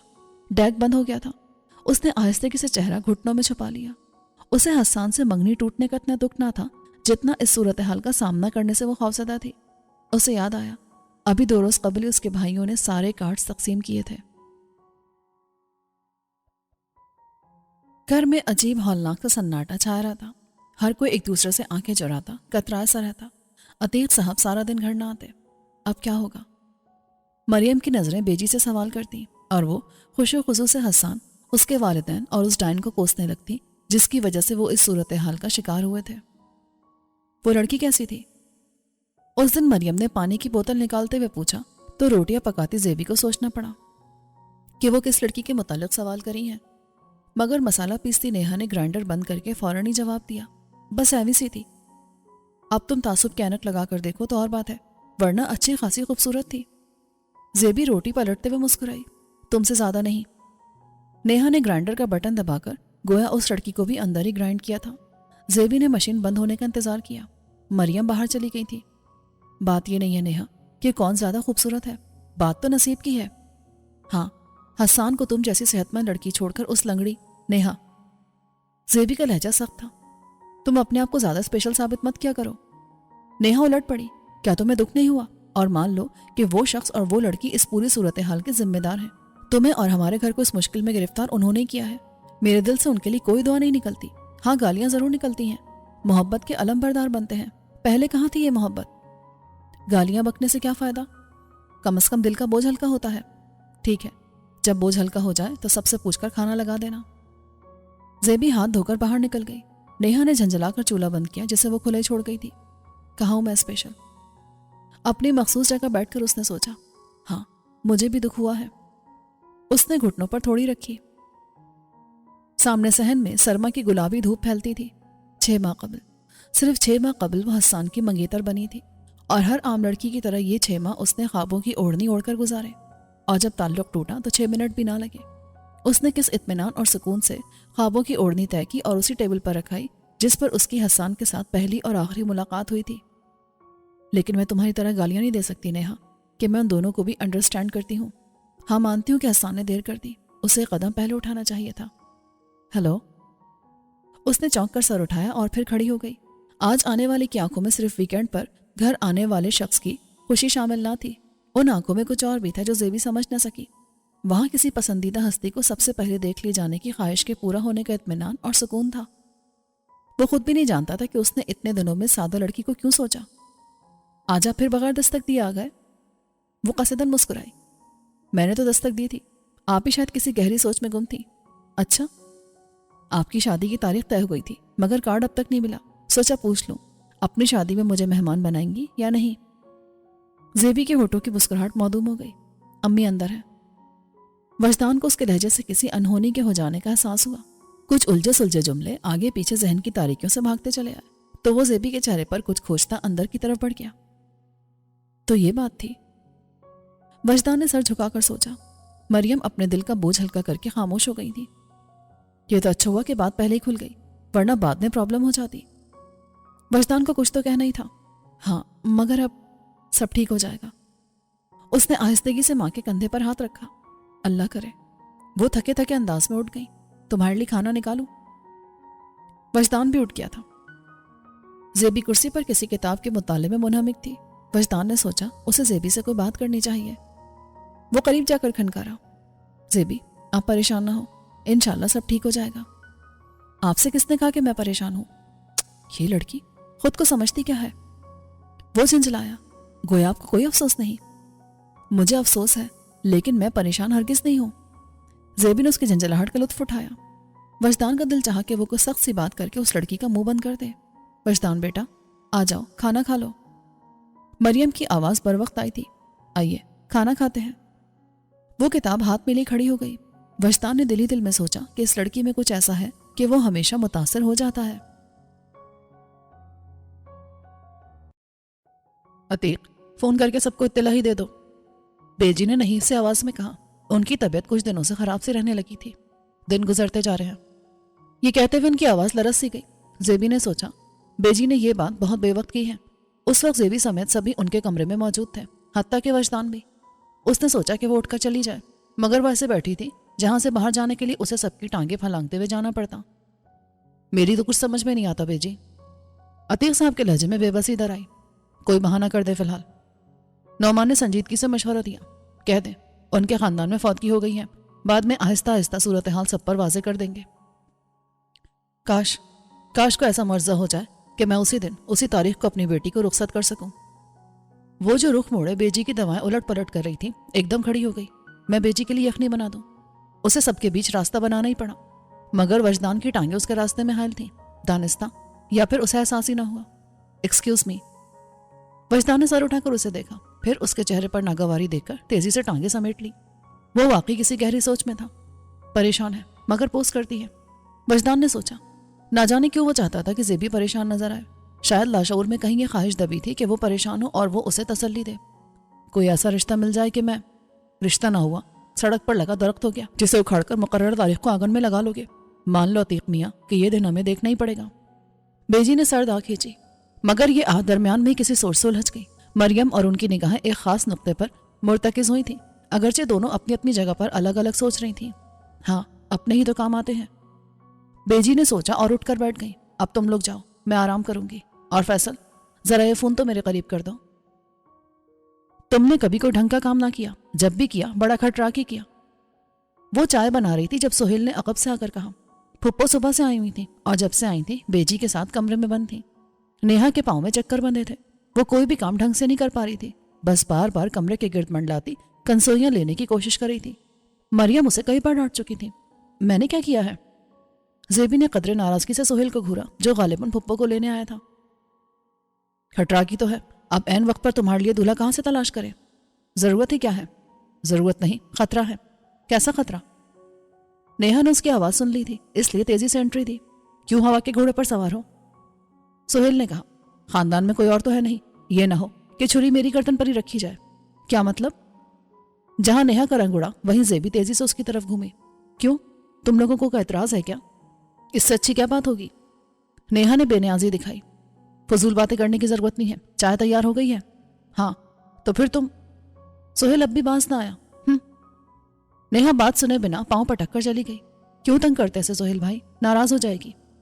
زیبی جو ناراض کرتے ہیں وہ منانے کا ہنر بھی جانتے ہیں. وہ متانت سے کہہ کر اس کے پیچھے چلا گیا. آج سہیل بھائی عجیب سے موڈ میں ہے. زیبی مسکرا دی. چائے لے آؤ. عثمان کچن کے سامنے سے نعرہ لگاتا گزر گیا. وہ ابھی ابھی یونیورسٹی سے لوٹا تھا, دوسرے ابھی تک نہیں آئے تھے. بیجی کے کمرے کا دروازہ کھلا تھا, سبھی موجود تھے حتیٰ کہ ابو بھی. بیجی کا چہرہ خوشی سے دمک رہا تھا. مریم اور ابو کی آنکھوں میں الجھن تھی اور پھپھو سب کے درمیان مہارانی بنی بڑے مان سے برس رہی تھی. چھوٹی تھی تو کیا ہوا, آپ کی بہن ہو, آپ نے میرے ساتھ اچھا نہیں کیا, غیر سمجھا. ارے ایک بار مجھے بتاتے تو صحیح. کیا آپ کی مشکل میری مشکل نہ تھی؟ کیا زیبی میری بیٹی نہیں ہے؟ اور مریم تم تو میری بہن ہو, تم نے بھی منہ سے بھاپ نہ نکالی. بلکہ کسی اور سے کیا شکوہ, میری تو ماں نے ہی. یہ ان باتوں کا وقت نہیں ہے آمنہ. بیجی نے ٹوکا. کیوں, میں اپنے بھائی سے شکوہ بھی نہیں کر سکتی؟ پھپھو کے لہجے پر حیران ہوتی زیبی نے سب کو چائے سرو کی. سہیل وجدان سے باتیں کر رہا تھا. کونے میں نیہا بیٹھی تھی جو اسے گھور گھور کر دیکھ رہی تھی. آمنہ اب اصل بات کر بھی دو. بیجی سے صبر نہ ہوا. بیجی آپ بتائیں. وہ ہنسی. بیجی نے فخری انداز میں سب کو دیکھا. زیبی پر ایک مہربان نگاہ ڈالی. ہم نے فیصلہ کیا ہے کہ زیبی اسی تاریخ کو سارے خاندان کے سامنے سب کی دعاؤں میں رخصت ہوگی. حاضرین کے چہروں پر حیرت ہی حیرت تھی. خود زیبی سہیل کو کب تھمانے کے بجائے انہیں دیکھنے لگی. ہاں, اور وہ رخصت ہو کر میرے گھر جائے گی, میرے سہیل کی دلہن بن کر. پھپھو کے اس اعلان نے کس کس کے قدموں تلے سے زمین کھینچی تھی اس کا اندازہ انہیں قطعی نہ ہوا. سہیل بوکھلا کر ماں کو دیکھ رہا تھا. کچھ لمحے پہلے مذاق میں کی جانے والی بات یوں حقیقت کا روپ دھارے گی اس کے وہم و گمان میں بھی نہ تھا. زیبی نیہا کی اڑی رنگت, فق چہرہ اور سہمی نگاہیں دیکھ رہی تھی جو سہیل پر جمی تھی, اور وجدان صرف زیبی کو دیکھ رہا تھا. ان سب کو لگتا تھا کمرے میں تاریکی اور گھٹن دونوں ہی بڑھ گئے ہیں. گھر کا ماحول کتنا عجیب سا ہو گیا تھا. بیجی گویا پھر سے جی اٹھی. انہوں نے گھر بیٹھے بیٹھے مسئلے کا حل ڈھونڈ لیا. ابو کی آنکھوں کی چمک لوٹ آئی.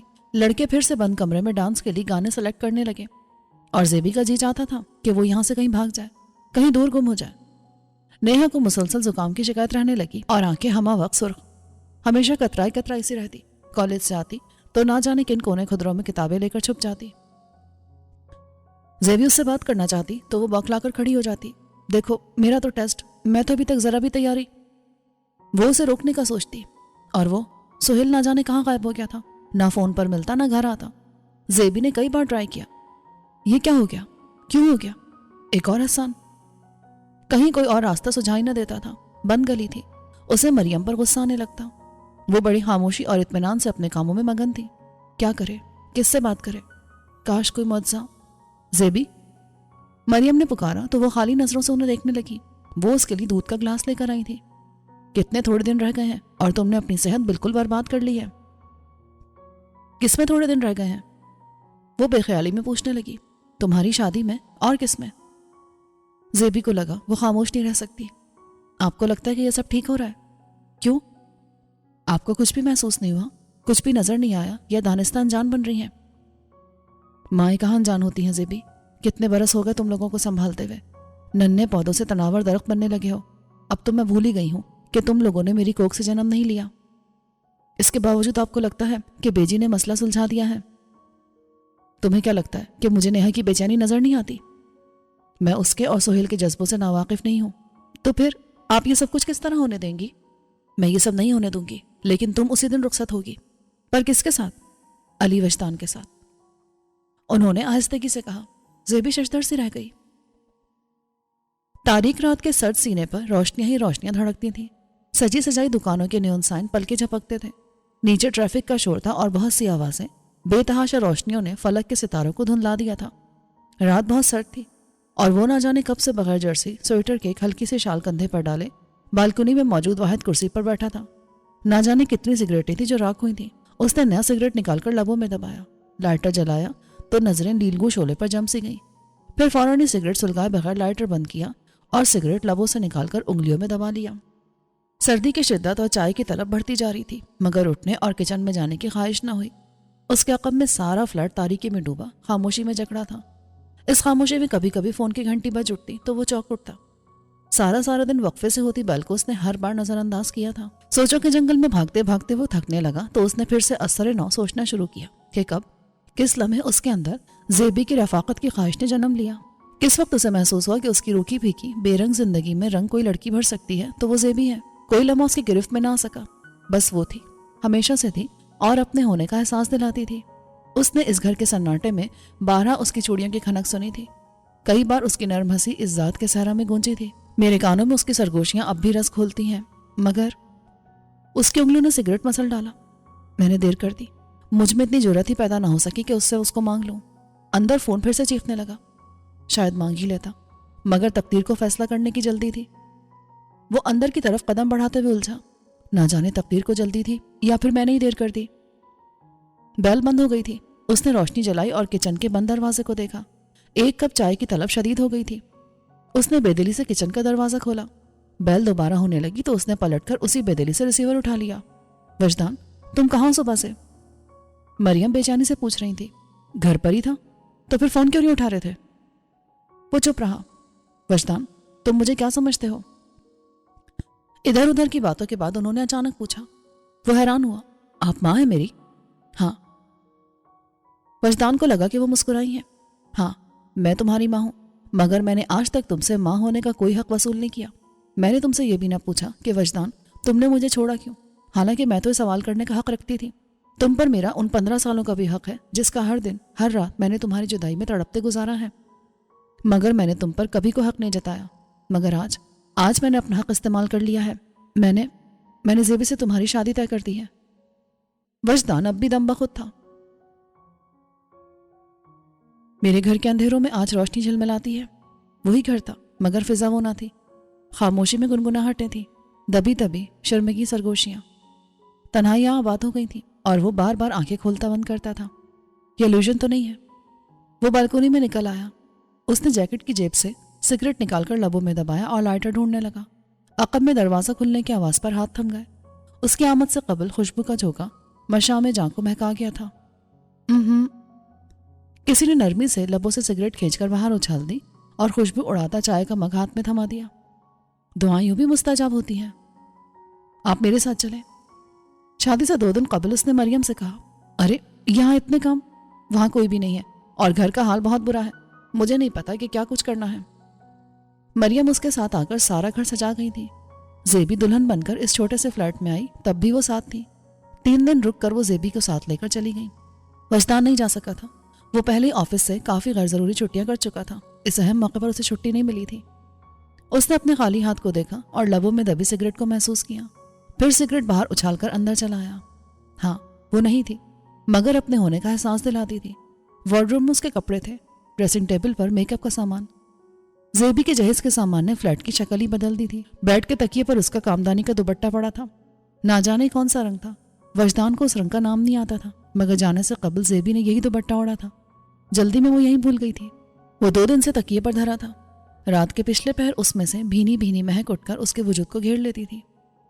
وجدان، محبت کے اظہار میں کبھی بخل سے کام نہ لینا۔ عورت بہت نازک ہوتی ہے اور اس کے احساسات اس سے بھی زیادہ نازک، بالکل آپ گینے جیسے۔ اسے ہر روز اظہار تازہ کی ضرورت ہوتی ہے۔ اب تم کہو گے کہ میں غم روزگار میں الجھا، ہر وقت ڈائلاگ نہیں بولتا رہوں گا محض اس کی جذباتی تسکین کے لیے، مگر یہ بھی تو سوچو وہ تمہاری تسکین کے لیے کیا کچھ نہیں کرتی۔ عورت کو صرف 2 چیزیں باندھ کر رکھتی ہیں بیٹا، شوہر کی محبت اور اولاد۔ اس کے کانوں میں مریم کی آواز گونجی۔ اس نے بیڈ پر بیٹھ کر فون سیٹ اپنے قریب کیا۔ دوسری طرف زیبی ہی تھی۔ میں شام سے آپ کے فون کا انتظار کری تھی، مجھے معلوم تھا کہ آج آپ ضرور فون کریں گے، وہ بے ساختہ بولی۔ وجدان اندر تک سرشار ہو گیا۔ تو کیا یہ سرشاری اس کی بیوی کا نصیب نہیں ہونی چاہیے؟ تم کب آؤ گی؟ وہ کوئی خوبصورت جملہ کہتے کہتے رک سا گیا۔ جب آپ لینے آئیں گے، لے امی سے بات کریں۔ اس نے ریسیور مریم کو تھما دیا۔ زیبی کو اب بھیج دیں۔ کچھ ادھر ادھر کی باتوں کے بعد اس نے کہا، کیوں؟ دل نہیں لگتا؟ اس نے کہنا چاہا مگر یہ کہا، بہت دن ہو گئے ہیں۔ ارے بھائی پرسوں ہی تو آئی ہے۔ اچھا؟ وہ شرمندہ ہو گیا۔ ایسا کرو ویکینڈ پر آ جاؤ، ویکینڈ ہمارے ساتھ گزارو، پھر زیبی کو لے کر چلے جانا۔ آپ نہیں آئیں گی؟ وجدان بیٹا مجھے یہیں رہنے دو۔ وہ ہنس پہ آتا اصرار نہ کر سکا، حالانکہ اس کا دل چاہتا تھا کہ مریم اب ان کے ساتھ رہے۔ اوفو، یہ گھر کا کیا حشر بنا رکھا ہے، ملازمہ نہیں آئی تھی؟ یہ پہلا جملہ تھا جو گھر میں داخل ہو کر زیبی کے منہ سے نکلا۔ آئی تو تھی۔ وجدان نے قدر حیرت سے ادھر ادھر دیکھا، اسے تو سب ٹھیک ہی لگ رہا تھا۔ ایک دوپٹہ تک تو وارڈروب میں رکھ نہ سکی، اتنے دنوں سے یہیں پڑا ہے۔ یہ دوپٹہ تو… وہ کہتے کہتے رک گیا۔ میں کچھ کھانے کے لیے لاتا ہوں۔ کچن میں کچھ نہیں ہے؟ کچن میں ہوگا مگر رات میں بنا لینا، ابھی بازار سے لے آتا ہوں۔ زیبی نے اس بات میں سر ہلا دیا۔ بوتیک کے اورنج امبرائڈری والے بلو سوٹ میں ہلکا سا سونے کا سیٹ اور دائیں کلائی میں کنگن پہنے وہ سیدھی دل میں اتر رہی تھی۔ یہ رنگ اس پر کچھ زیادہ ہی جچتا ہے۔ ہنس پہ آتا تو اس نے دل میں سوچا، یہ جملہ میرا حق تھا وجدان صاحب، جسے آپ لبوں میں دبا کر چلے گئے۔ وہ اس کی نظروں کی تپش محسوس کر گئی تھی۔ وہ نان، کباب، چکن پیس، رائتے اور سلاد کے ساتھ لوٹا تو وہ بیڈ شیٹ بدل چکی تھی۔ وہ دوپٹہ بھی غائب تھا اور اب اس کی ضرورت بھی نہ تھی۔ ڈائننگ ٹیبل پر پلیٹیں، چمچہ، پانی وغیرہ سب موجود تھا۔ کھانا کھاتے ہوئے وہ دونوں خاموش تھے۔ وجدان اس کے ساتھ اس کی موجودگی کو محسوس کر رہا تھا، جبکہ وہ منتظر تھی آخر وہ خود کچھ پوچھے، کچھ بتائے۔ یہاں تک کہ کھانا ختم ہو گیا۔ زیبی نے برتن وغیرہ سمیٹے، فریج میں ملک پیک دیکھ چکی تھی، چائے بنا کر لائی تو وہ بیڈ پر نیم دراز تھا۔ ٹی وی ہلکی آواز میں چل رہا تھا۔ آپ نے امی کو آنے کے لیے ذرا بھی اصرار نہ کیا۔ وہ مگ تھما کر وجدان کے قریب ہی بیٹھ گئی۔ میں نے کہا تو تھا لیکن اصرار نہیں کیا تھا۔ وہ کچھ نہیں بولا۔ آپ اپنے رشتہ داروں سے بالکل بھی نہیں ملتے؟ کیوں؟ یوں ہی پوچھ رہی ہوں، بس کبھی کبھار۔ اور آپ کے ہمسائے؟ میں سامنے بیٹھا ہوں، یہ میرے متعلق بات کیوں نہیں کرتی؟ وہ سوچنے لگا، وہ بھی تو تمہارے سامنے بیٹھی ہے، تم اس کے متعلق بات کیوں نہیں کرتے؟ تم نے وہ بلو سوٹ کیوں بدل ڈالا؟ کیوں؟ یوں ہی پوچھ رہا تھا۔ یہ بات نہیں ہے وجدان صاحب، دراصل وہ کلر مجھ پر سوٹ بہت کرتا ہے۔ تم سے کس نے کہا؟ کسی کی نگاہوں نے۔ وہ بہت کم گو ہے، اسے جذبوں کے اظہار کا سلیقہ بھی نہیں، ہو سکتا ہے پہل تمہیں ہی کرنا پڑے زیبی، اس نے دل میں کہا۔ سامنے کھڑی اکھرے بدن کی لمبی سانولی عورت اور اس کے ساتھ تقریباً اسی کے خد و خال مگر بڑی بڑی روشن آنکھوں والی لڑکی، دونوں کی صورتیں زیبی کے لیے اجنبی تھیں۔ وہ انہیں اندر لے آئی کہ پچھلے کچھ دنوں سے دیگر فلیٹس کی مکین اکثر خواتین اس سے ملنے چلی آتی تھیں، مگر چند ایک کے ساتھ اس کی اچھی خاصی انڈرسٹینڈنگ بھی ہو گئی تھی۔ پر ان خواتین کا انداز و اطوار قدرے مختلف تھے۔ انہوں نے خاصی ناقدانہ نظروں سے سجی سوری زیبی کا اور پھر کمرے میں پڑے سامان کا جائزہ لینا شروع کر دیا۔ تمہارے جہیز کا ہے؟ عورت نے پوچھا۔ ظاہر ہے۔ زیبی کو ان کے انداز سے کوف سی ہوئی۔ تم مریم کی بھتیجی ہو؟ جی، مگر یہ تفصیل آپ بیٹھ کر بھی پوچھ سکتی ہیں۔ میں وجدان کی چچی ہوں۔ اوہ! اب کے زیبی نے ان کا خاصا تفصیلی جائزہ لیا۔ میں تو بہت دنوں سے آپ کی منتظر تھی۔ کیوں؟ انہوں نے تیوری چڑھائی۔ یوں ہی ملنے کو جی چاہتا تھا۔ یہ آپ کی بیٹی ہے؟ ہاں، اور وجدان کی منگیتر طیبہ۔ انہوں نے دھڑلے سے تعارف کرایا۔ سابقہ؟ زیبی نے مسکراہٹ دبائی۔ ہاں ہاں۔ طیبہ نے اسے کھا جانے والی نظروں سے گھورا۔ ویسے سنا ہے تمہاری بھی منگنی ٹوٹ چکی ہے۔ زیبی ان کی معلومات پر اش اش کر اٹھی۔ ٹھیک سنا ہے آپ نے۔ کیوں؟ سوال طیبہ نے کیا تھا۔ آپ کی کیوں ٹوٹی تھی؟ زیبی نے جواباً سوال کیا، مگر جواب کا انتظار کرنے کے بجائے ایک ادا سے بالوں میں ہاتھ پھیرا۔ دراصل وجدان مجھ پر مر مٹے تھے۔ کلائی میں کنگن کھنکاتے ہوئے زیبی نے اطمینان سے ان کے تن بدن میں آنکھ لگائی. یہ تمہارے جہیز کے ہیں؟ چچی کا اشارہ خوبصورت بھاری کنگنوں کی طرف تھا. نہیں، وجدان نے رونمائی میں دیے تھے. اس نے دھڑلے سے جھوٹ بولا. جتنی دیر وہ موجود رہی زیبی کی وجدان کی رٹ کم نہ ہوئی. وہ خاصی بددل ہو کر گئی تھی. یہ لڑکی تو بڑی تیز ہے. ان کی حت بھی رائے تھی. رات کو اس نے وجدان کو ان کی آمد کے بارے میں بتایا. میں نے انہیں اچھی سی چائے پلائی، کھانے کے لیے روکا، پر وہ رکی نہیں. ان کے ساتھ زیادہ فری ہونے کی ضرورت نہیں ہے. پر کیوں؟ میں جو کہہ رہا ہوں اس لیے. اس کا لہجہ سپاٹ تھا. Okay, as you wish. اگلی ملاقات وجدان کی دونوں پھپھیوں کے ساتھ ہوئی. غالباً چچی سے پوری رپورٹ لے کر آئی تھی. آتے ہی وارثت کے جانے لگی. زیبی کو وجدان کی بڑی پھپھی زیادہ خطرناک لگی تھی. وہ پورے گھر میں آزادانہ گھومتی رہی. زیبی کو مفت مشورے بھی دیے. ان کے ساتھ ان کا جواں سال بیٹا عمر بھی تھا جو زیبی سے خواہ مخواہ فری ہونے کی کوشش کرتا رہا تھا. زیبی کبھی کبھی عجیب الجھن میں مبتلا ہو جاتی. شب کی تنہائیوں میں اپنی گرم جوش محبت کی شدتیں ظاہر کرنے کے بعد صبح سے وہی گمسم خاموش طبع شخص ملتا جس کی پسند ناپسند کا اندازہ صرف غور کرنے سے ہی ہوتا تھا. کھانا اچھا ہے یا برا، اس کا اندازہ صرف خالی پلیٹ سے ہوتا. کوئی لباس اس پر کتنا اٹھا ہے اس کے صرف ٹھٹکتی نگاہ بتاتی تھی. وجدان، آپ کو چاندنی راتیں اچھی لگتی ہیں؟ ہاں. پھول؟ ہاں.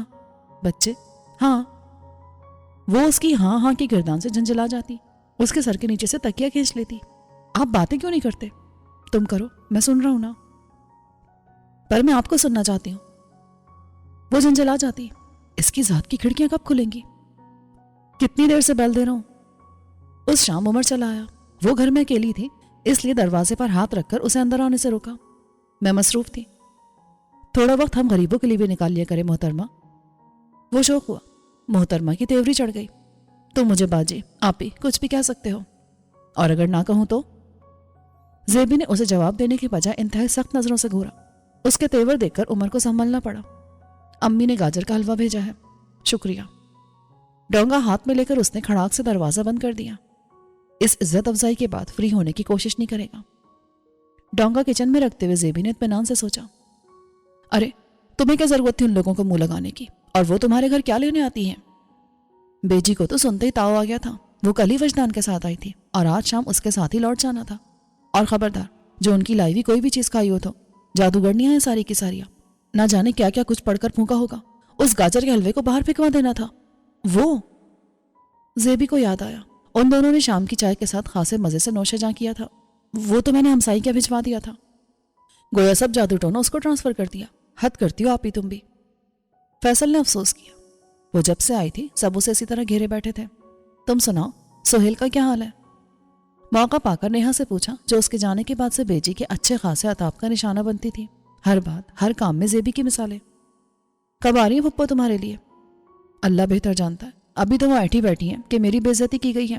میں نے ایسے کڑے وقت میں ساتھ دینا چاہا. امی سے بھی ناراض ہے. اوہ، یہ تو اچھا نہیں ہوا.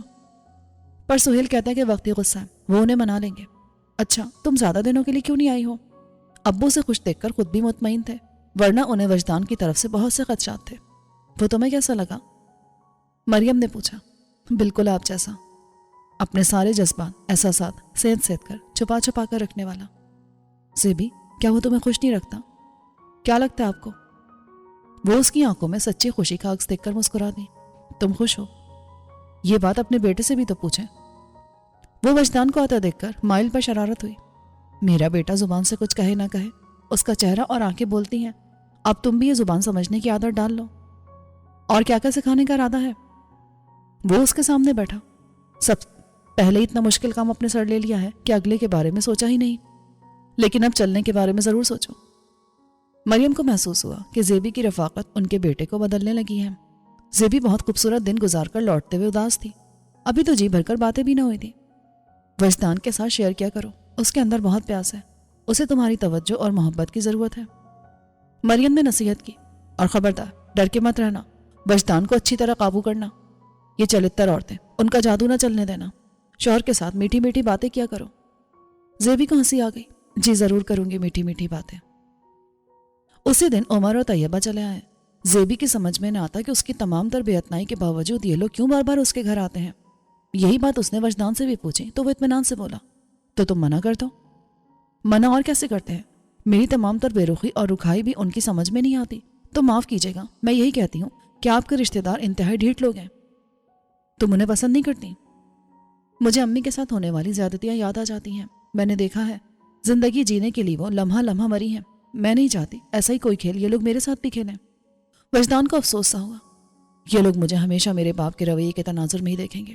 طیبہ زیادہ بات نہیں کرتی تھی، مگر اسے وجدان کے ارد گرد رہنے کا خاصا شوق تھا، اور وجدان کا یہ حال تھا کہ رسمی سلام دعا کے بعد بیڈ روم میں چلا جاتا۔ لاؤ میں دے آتی ہوں۔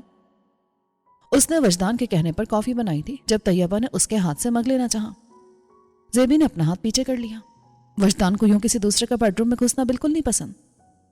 طیبہ کھسیانی سی ہو گئی، بس اتنا ہی کہہ سکی، تم تو ہاں سے روڈ ہو، میں مریم نہیں ہونا۔ زیبی نے سادگی سے کہا، ہر بات میں ان کا ذکر کیوں کرتی ہو؟ جو کچھ ہوا اس میں ہمارا کیا قصور؟ زیبی بھی ان کے ساتھ روڈ نہیں ہونا چاہتی تھی، مگر وجدان کی پھپھی نے نہ جانے کس جلاپے میں اسے منتبہ کیا تھا کہ طیبہ اور اس کی ماں تمہیں بخشیں گی نہیں۔ وہ وجدان کی یوں خاموشی سے شادی کو آسانی سے معاف نہیں کریں گی۔ وجدان پر بہت عرصے سے نظر تھی ان کی، شاید وہ اپنی 2 بیٹیاں بیاہ چکی تھیں، اس لیے اب صرف تماشا دیکھنے والوں میں سے تھی۔ ہم آپ سے ملنے آتے ہیں اور آپ ایک ہاتھ ہی نہیں آتی۔ لاؤنج میں ٹی وی دیکھتا عمر بور ہو گیا تھا۔ زیبی کو اس کا انداز اور لہجہ دونوں ہی برے لگتے تھے۔ وہ جواب دیے بنا اندر چلی گئی۔ یہ لوگ ابھی تک گئے ہیں کہ نہیں؟ وجدان کوئی فائل کھولے بیٹھا تھا، پتہ نہیں کیوں بیٹھے ہیں، زیبی نے بیزاری سے کہا۔ تبھی عمر نے اندر جھانکا اور زیبی کی طرف دیکھ کر معنی خیز انداز میں مسکرا دیا۔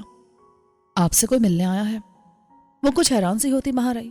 سہیل کو دیکھ کر کسی بہت ہی اپنے سے ملنے کی خوشی اس کے وجود و لہجے پر غالب آئی۔ وجدان بھی بہت خوش دلی سے ملا۔ وہ آفس کے کسی کام کے سلسلے میں آیا تھا، 3-4 دن یہی رکنا تھا، ہوٹل میں ہرگز نہیں۔ زیبی نے وجدان کو دیکھا تو اس نے بھی اصرار کیا، روز ملنے آؤں گا، مگر رہائش آفس کی طرف سے ہی ہے۔ سہیل نے سہولت سے منع کیا۔ بیجی نے سختی سے تاکید کی تھی، گھر میں نہیں رہنا۔ عمیر اور طیبہ نے معنی خیزی سے ایک دوسرے کو دیکھا۔ بڑی چلتر ہے، یہ کبھی وجدان کا پیچھا نہیں چھوڑے گی۔ عمر کے پیچھے بائک پر بیٹھتے ہوئے طیبہ نے دانت پیسے۔ تو تم چھوڑ دو وجدان کا پیچھا، آخر اس چپشا میں رکھا ہی کیا ہے، اور اس بات کی بھی کیا گارنٹی ہے کہ بعد میں وجدان مان جائے گا؟ یہ تو جان چھوڑے، وجدان کو منانا میرا کام ہے۔ ہاں، جیسے پہلے منا لیا تھا۔ عمر نے مذاق اڑایا، یہ دل کے معاملے ہیں، تم کیا جانو؟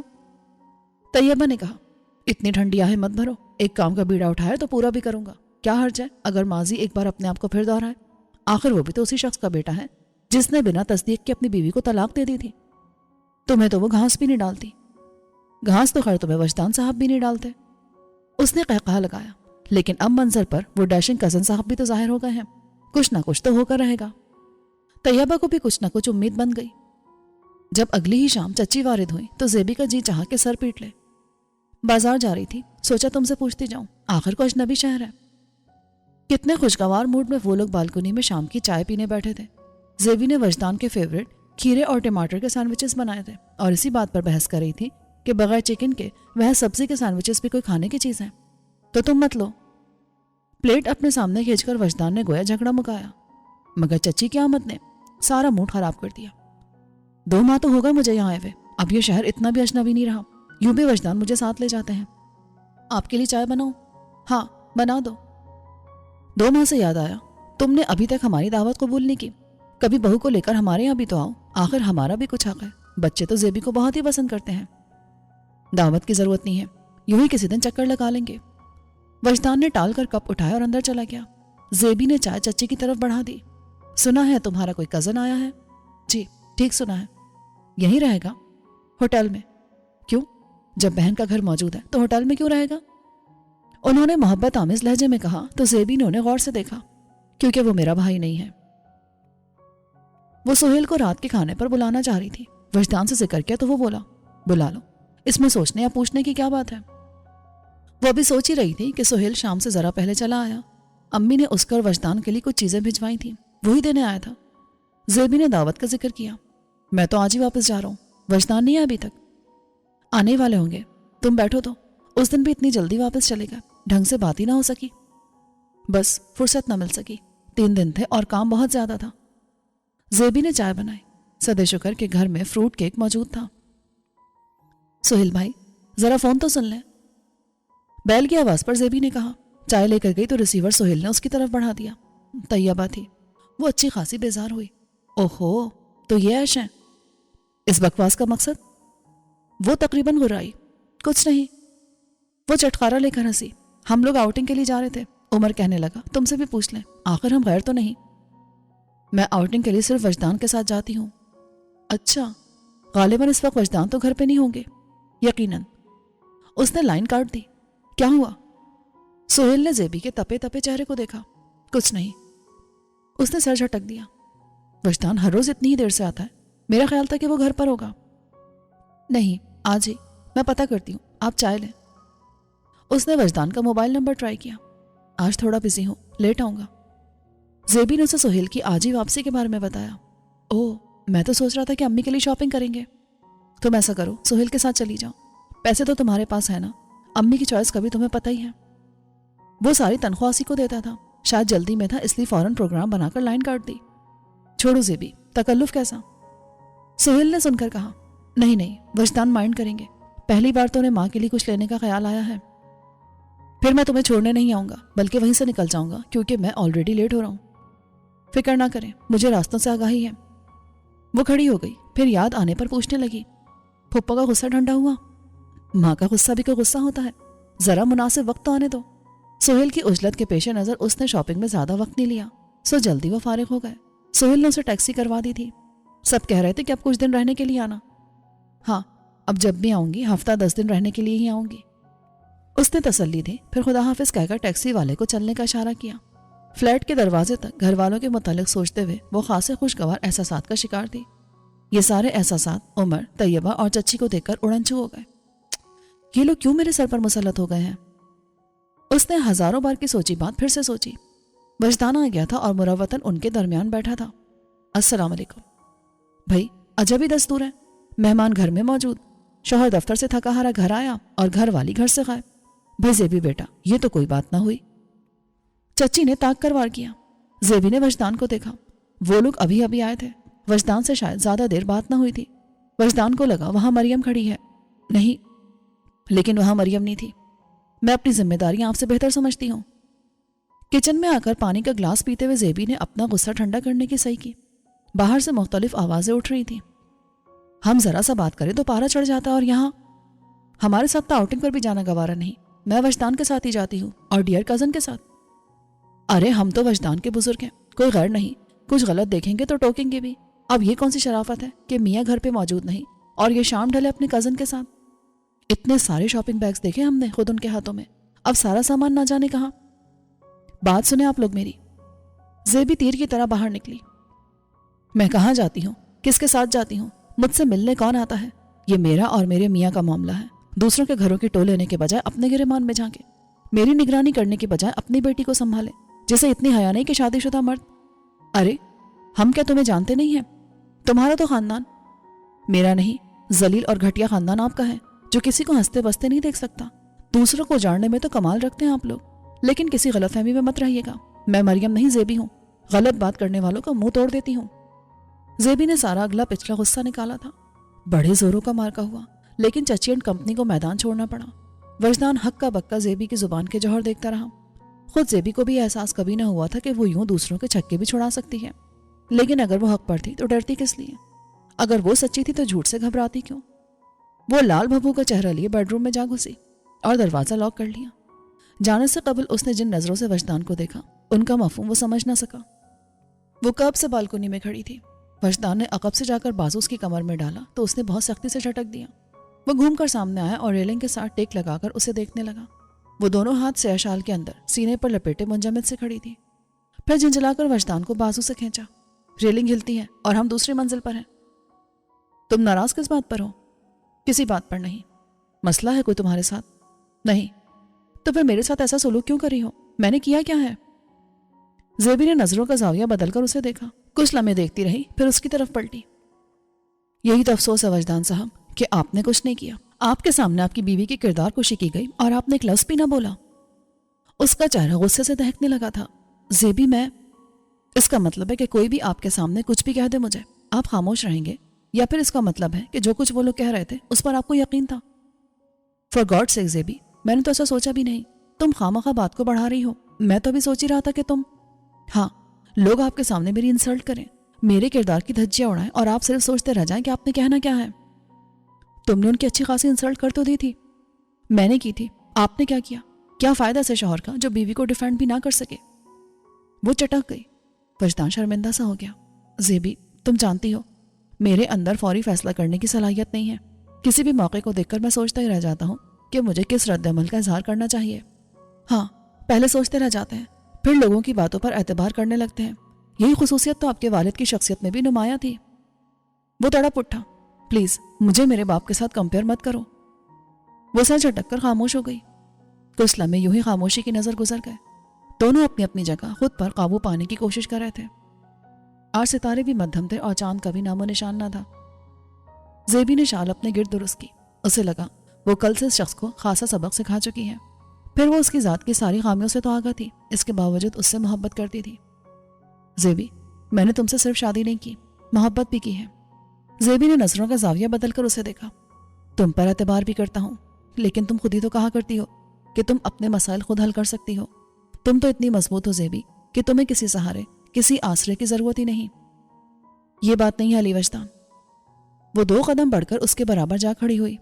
ہر انسان کسی نہ کسی حوالے سے معتبر ہوتا ہے۔ ایک رشتہ دوسرے رشتے کو مضبوط بناتا ہے، اور میاں بیوی کا رشتہ تو بہت ہی نازک ہوتا ہے۔ آپ سب کے سامنے میرے لیے ایک لفظ بول دیتے، میں معتبر ہو جاتی۔ میں لڑ سکتی ہوں، لیکن میں چاہتی ہوں میرے لڑنے کی نوبت ہی نہ آئے۔ آپ میرے لیے مضبوط حصار بن جائیں۔ I am sorry. It's okay. Wajdan نے سرد ہاتھ اس کے دونوں گالوں پر رکھے، ہلکے سے دبایا۔ وعدہ رہا، زندگی میں کبھی کوئی مشکل آئی تمہیں لڑنے کی ضرورت نہیں پڑے گی، ہم سیسا پلائی دیوار بن جائیں گے۔ مجھے ایسا ہی مضبوط علی وجدان چاہیے۔ زیبی نے اپنے گرم ہاتھ اس کے ہاتھوں پر رکھ دیے۔ یہ سامنے کھڑا شخص جسے وہ اس کی ساری خوبیوں خامیوں سمیت چاہنے لگی تھی، شوہر تھا اس کا، جو اس سے محبت کرتا تھا مگر اظہار کرنے کا سلیقہ نہ رکھتا تھا، جو اس پر اعتبار تو کر سکتا تھا مگر کبھی بتا نہ سکتا تھا، اور زیبی کو یقین تھا کہ وہ اسے سکھا دے گی۔ آپ کو یہ کہانی کیسی لگی؟ کامنٹ کر کے ضرور بتائیے گا۔